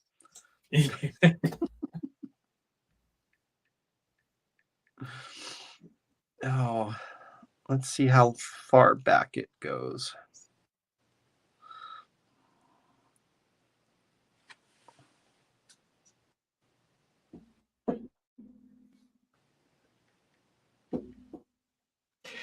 You did the loading dock already, right? Yeah. Yep. What did you do for the floor of the loading dock? Well, let's go grab that while I'm trying to find. So like, I think I would probably just do the walls like black so that you can't really see anything, right? But the floor is where I'm kind of like stuck. So the floor, because they made it wood. Yeah. You know, which is kind of unfortunate, but I guess if you wanted to, you could flip it over and make it concrete. True. Yeah, because there's let me just take a look here. And then the walls I just painted blue.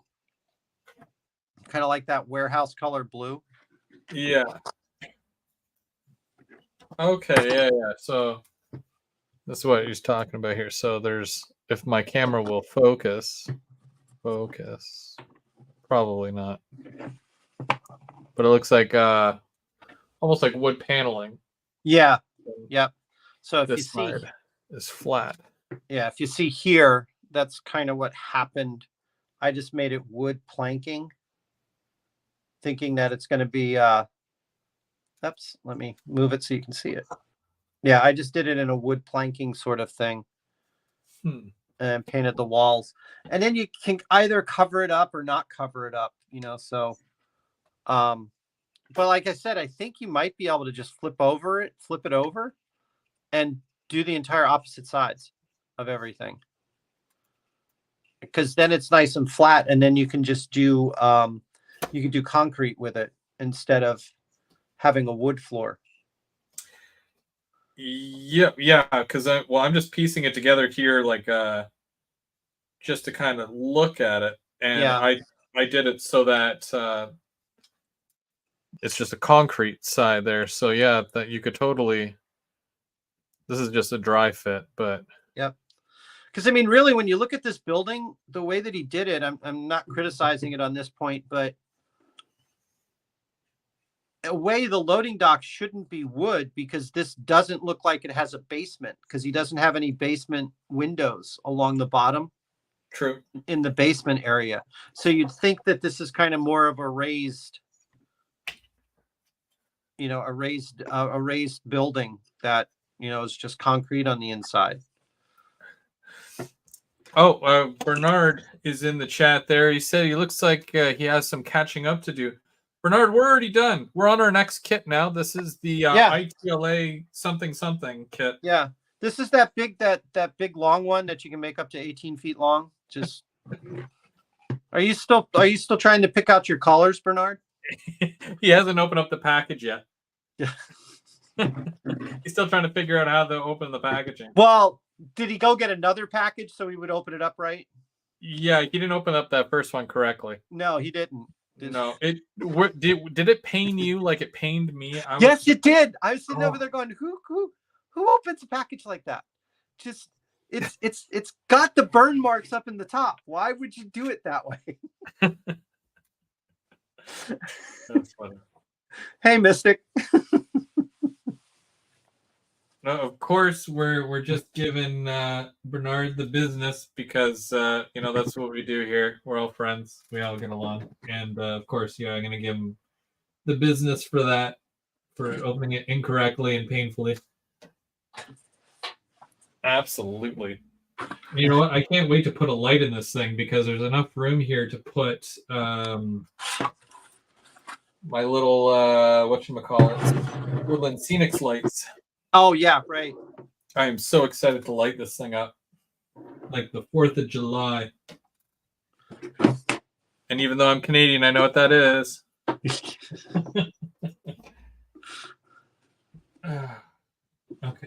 Okay, next venture is the loading dock, I promise. Next week. Uh-huh. I pieced it together and I feel confident about that, so that'll be all right. That'll go together all right. I think. Let's see. I think that might be. This might be the way that I wind up putting it together, because I think. What can I put in? If I put in a ladder truck there.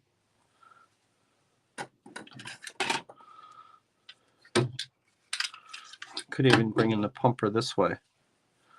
So Bernard, I'll have you know that this diorama that I'm going to make is going to feature some of your stuff, because apparently people don't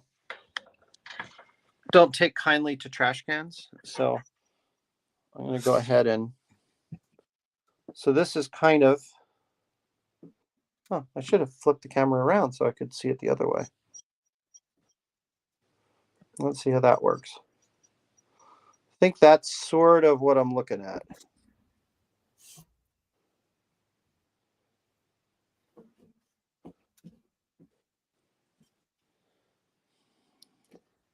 On the diorama, we'll put Bernard's trash can right here, and then either that or else over here, and that way he'll have the whole building on fire. That's one thing that did not survive my layout removal. My little flickering garbage can. Yeah. That was under my bridge. I don't know how I managed to remove the wire or pull it, and then the wire broke right off of it. So the whole thing just, yeah, didn't make it. Yeah, I have to see if I actually have, if I can find the trash can again. I think it's somewhere. I don't know. I'm overloaded with so many things. I know Bernard's sitting over there going, "You can just buy another one." I'm sure I can, Bernard. I bet you still have some left.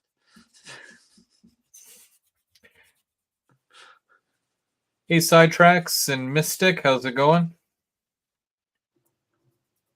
Yeah, there's a few of us doing this kit here, Mystic. We're doing the ITLA York Industries kit. I'll turn it around. This is just the version that I'm doing here.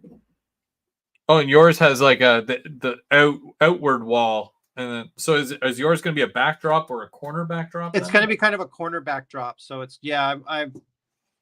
I went entirely off script. I said, those 15 buildings were just way too much limited. I didn't like none of them. Yeah, not going to work for me. So yeah, I think there's a couple of ways I think I could do it. I could even put it in like that. Yeah, there's a few different ways I think that this might be able to go, depending upon how I want to put it together. I know at first, when I first saw this building, I was sitting over there going, I wonder if I could paint it up like New York and then do, because I've got the minis of Heath and all that kind of stuff. And I thought I could make a fire at his apartment building because he lives on the second floor. Well, the train room is on the second floor of the building. And I thought I could, just get blue light and just have blue smoke just pouring out with a whole bunch of New York firefighters coming up there.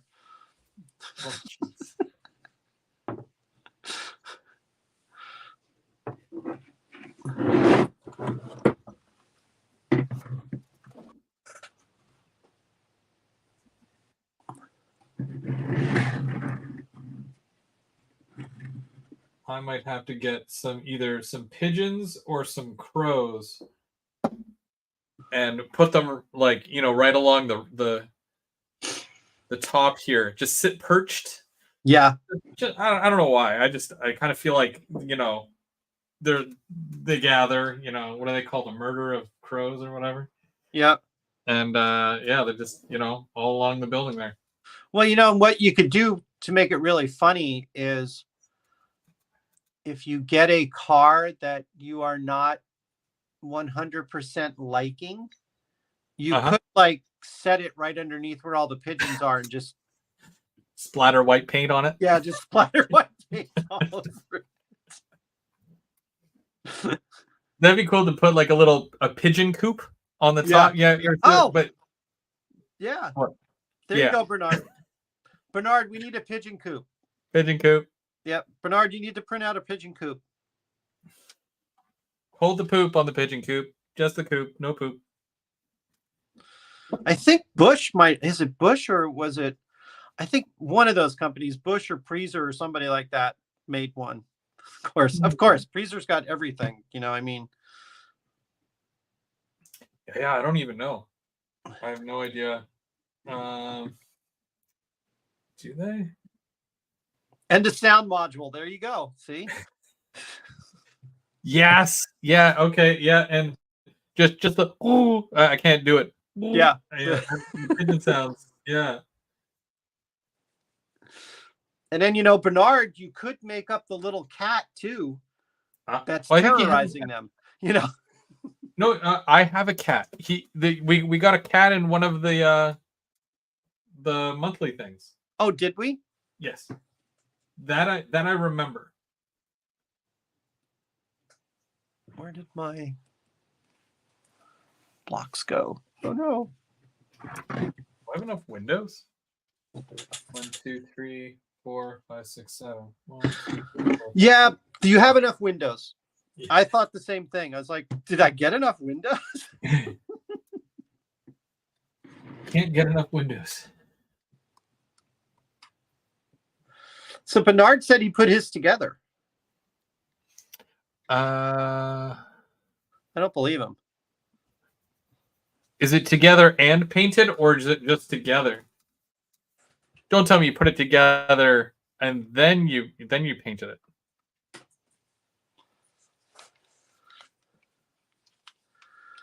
Oh. Next Saturday, you'll be back.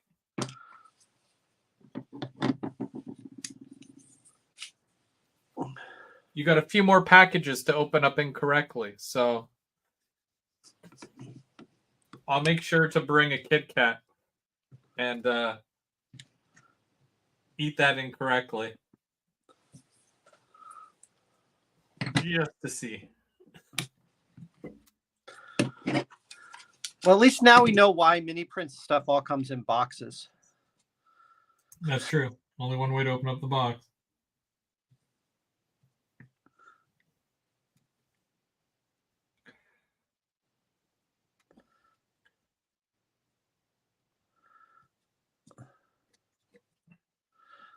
James is going to use his airbrush on Monday. Show off.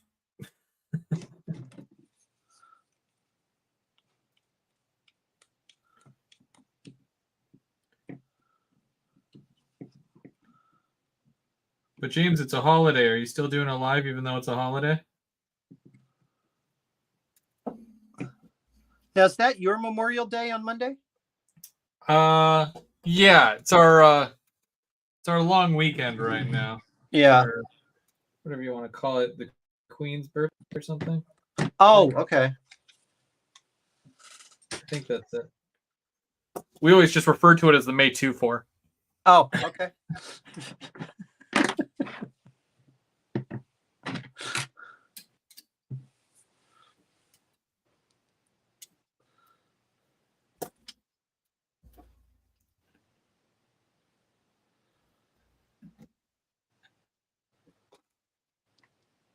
No, I'll just do it the old.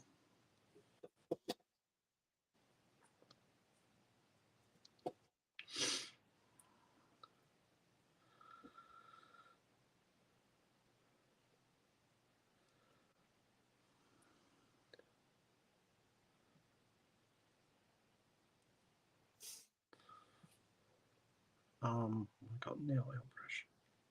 How has it been 2 hours already? I don't know. That's weird. Yeah, I don't remember 2 hours going by so quickly. Look what you did. Oh, yeah. Here's so if you just go to Amazon and type in nail airbrush, that they've got kits now that are $20.90. Nail airbrush. Yep. Airbrush kit Okay. with a compressor for nail charms, wireless airbrushes. I mean, some of these even come with cleaning kits and stuff. Of course, I'm sure you get what you pay for. So yeah, for under $20, you can get an airbrush. Here's one for $18.99, typically $19.99. So now you're probably on Amazon.com, right? Yeah, yep. Because this is my work so I'm phone. So I don't have my Amazon account. So there's a nice pink one here. That's yeah. There's pink and blue and red and there's all kinds of colors. Oh, there's a cool green one too for 30 Canadian. Okay, yeah, they all look very similar. Yeah, where they've got the canister of air that's attached on the underside, and your rechargeable USB, and then some. What's the name of yours? Like, does it have a? Like, no, mine just says Gocher. Nope. It just says No. 30 psi desoning stencil tattoo made in China. Beauty airbrush system. They're just they're one of those Chinese things. Yeah, I mean, like I get certain things from Amazon. I'm not really I don't care. about certain things because it's just like what it is, right? Like it Yep. is what it Yep. is. I'm only paying so much for it, so it shouldn't really matter, right? Yeah. Copy. So I'm just gonna. Todd says that there's So one just in, for the Canadians, because yeah. Todd says there's one on Temu that has a hose, so that you don't have to hold the canister. Temu? But Todd, the canister isn't that heavy. It really isn't that heavy. Because then you got to worry about the hose and where's the hose go to and all that. Why wouldn't it let me post my own comment? Maybe the link was too big. Oh well. Yeah, maybe the first link came out. Oh, good. Okay, yeah, that's just the other. It's the subsequent two that didn't. Weird. I don't know why I did that. Okay, well, either way, if it doesn't take you to an Amazon.ca nail airbrush thing, then I don't know what it's posting. And I didn't put that in there, even though it clearly has my name on it. But yeah. And then of course the good thing is if you have a if you have one of those chief financial officers that has some issues with buying things, you can always say, but look, you can use it for your nails. Yeah. Exactly. Now you don't have to go to the nail salon. You can just do it right at home yourself. Bada bing, bada bang, bada boom. Does this not go in here? No, that goes in there. Shoot.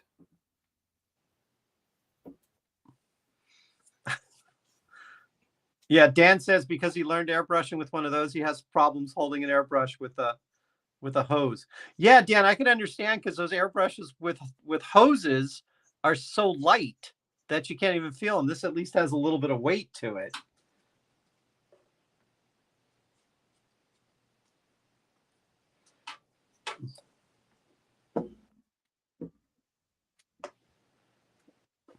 But yeah, I really think that because I've done a couple of cars and trucks with them and things like that. I think it's a good kind of compromise to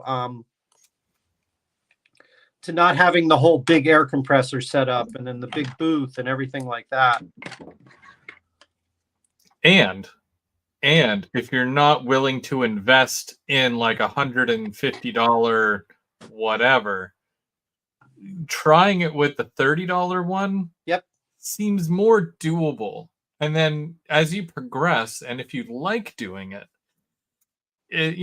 getting $130, $140 one won't seem so bad. Right.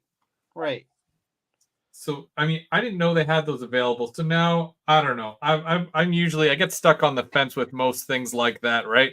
Like, I want to weather locomotives, but at the same time, I don't want to weather my locomotives because it's too much of a risk. But at the same time, I'd like to try. Yeah. So there's that.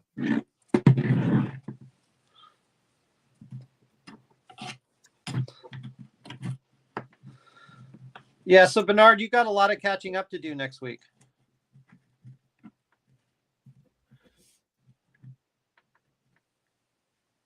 James says, don't use the $30 Canadian Tire version. What's the Canadian? How's the Canadian Tire one versus the one that was on that Amazon?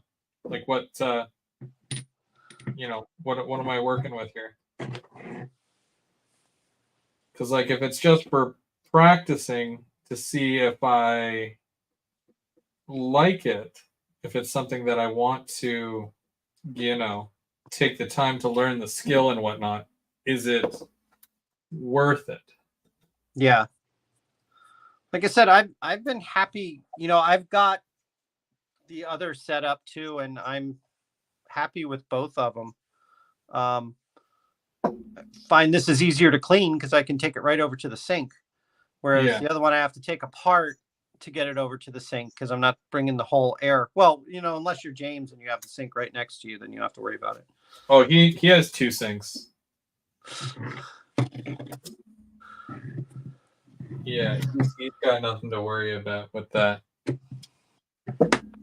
Also, I'm sure he has more patience than I do with something like that. That's why I worry about, the commitment of buying, one.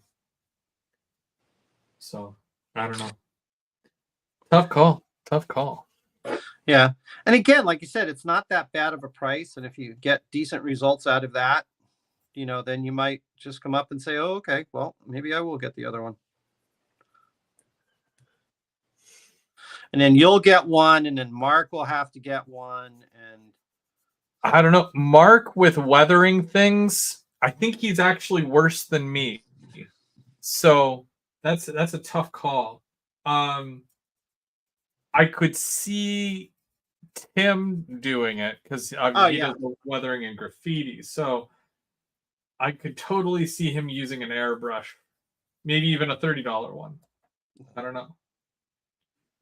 I would definitely show that to him.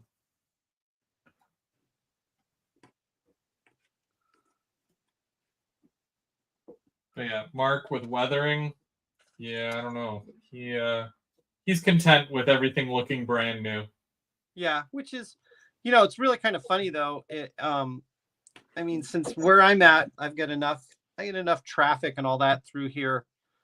I've seen, 3/4 of an oil tanker, brand new, shiny, brand new, to come out.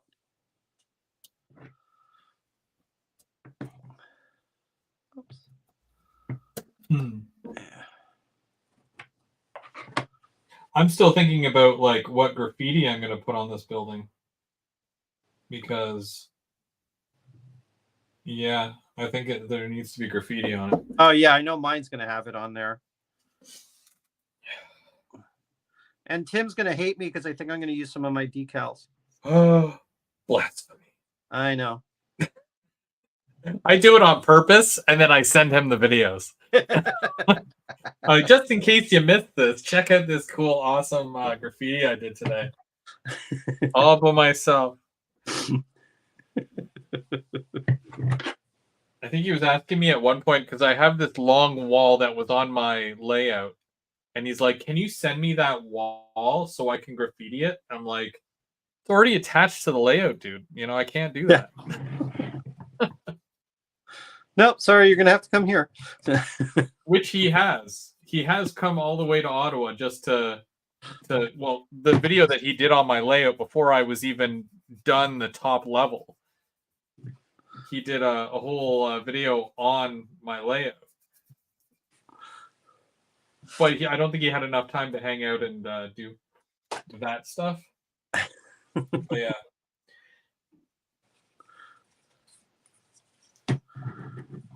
Yeah, this is going to be a fun roof to make too. It'll be.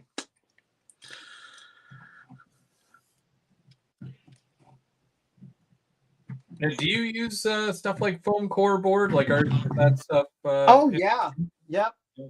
My fascia is actually that plastic poster board. Plastic poster board. Okay, yeah. Yeah, because I made a 1x4, all the way around, and I'm like, I'm not gonna.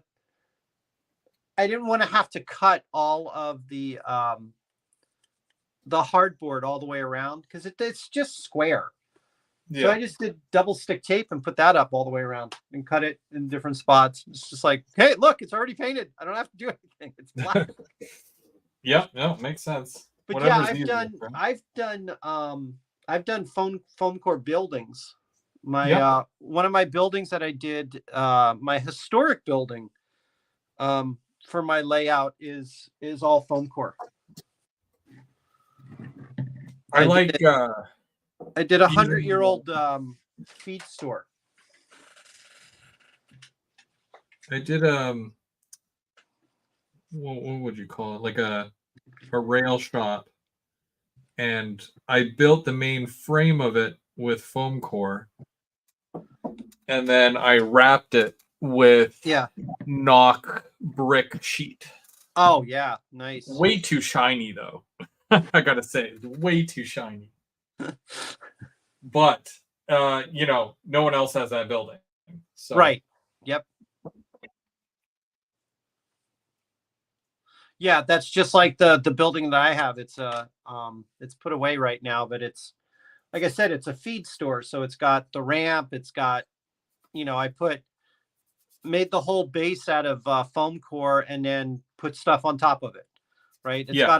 It's got an aluminum roof. So the whole roof is aluminum foil, and did wood planking and stuff like that so that I didn't have to, try to do a structure behind the wood. So yeah, I mean, the foam core is great. It's like, it's easy to work with, and it's square.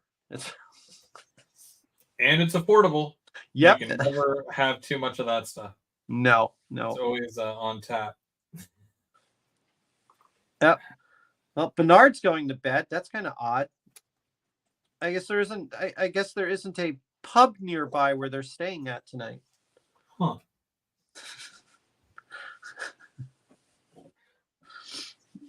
And they can't have a campfire in the rain, so I guess that's kind of out.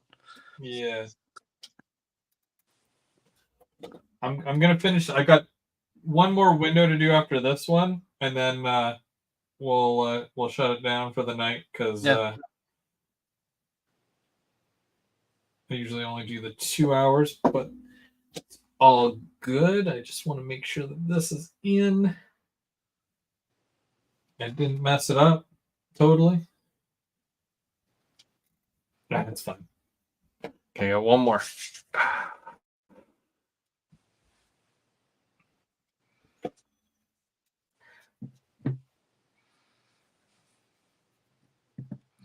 There was one Walther's kit that I did. It's the modern diesel facility. It's an old kit, but you can still get it. I think it's like one of those really popular ones that most people have had at least at one point or another. Yeah. And on the main wall sections, you've got these giant holes. So it's like a giant cutout section where you would put this big window piece in. And it just looks like, a whole bunch of little boxes, little square, like kind of like your window frame like this, but only way more and way smaller little squares. Oh, yeah. Yeah.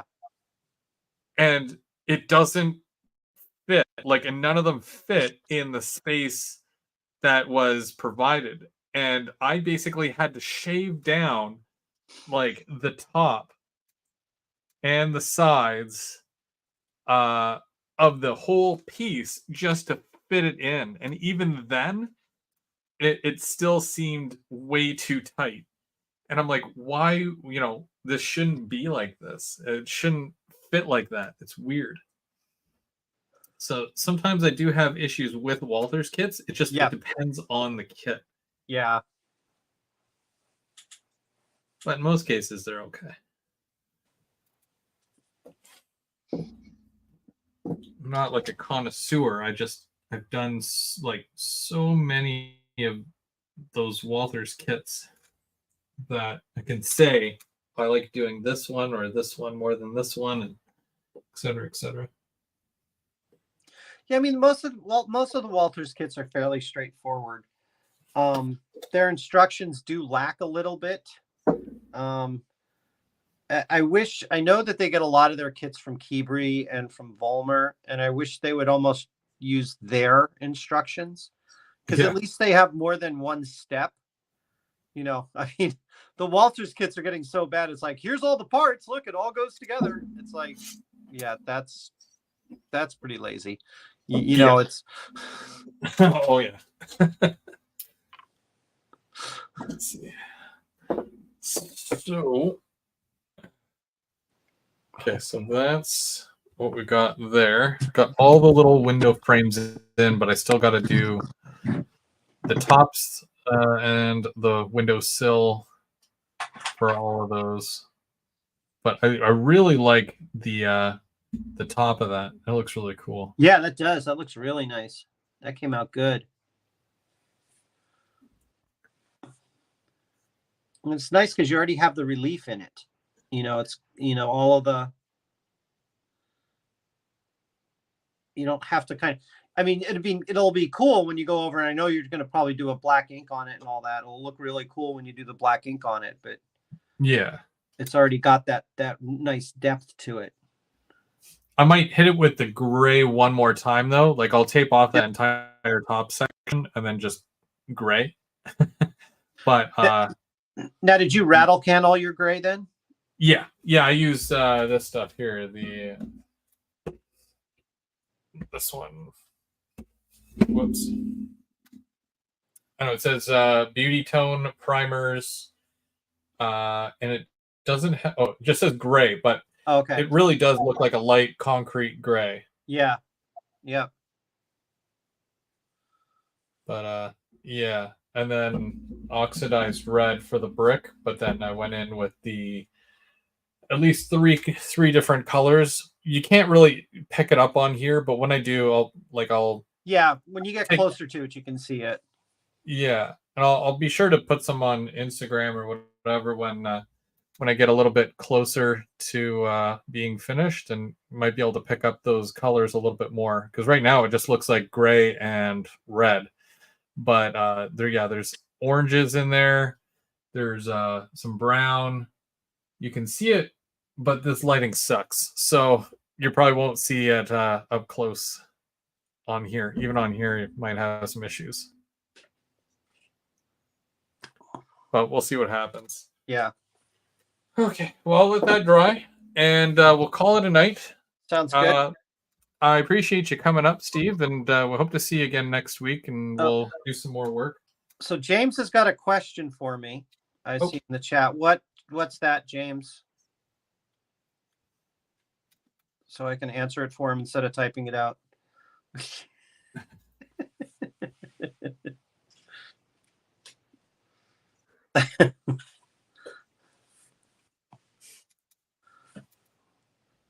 Or James went away, one or the other. James forgot the question. Yeah.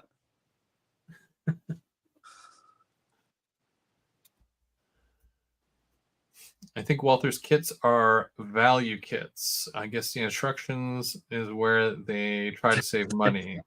Well, yeah, seeing as how they're in, black and white and sometimes not plain English.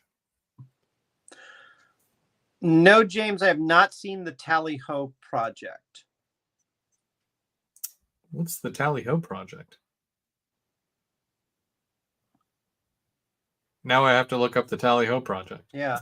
All right, I'll have to look that up, James, and see what you're talking about. There's so many different things that go on around Seattle. I have no idea. Yeah, I don't know. Unless it's in Vancouver, then that's all foreign, so I don't even know what that is. All right, guys. Well, thanks again for watching, and thanks again, Steve, for joining. Yep. And we'll be back next week for more of the build. And stick around on Monday. So Monday night, James and Mike will be doing Off the Rails Monday. And then we got GVO After Dark on Thursday. And like I said, we'll be back here next week. All right. You guys have yourselves a great week, and happy modeling, everybody. Yep. Bye, everybody.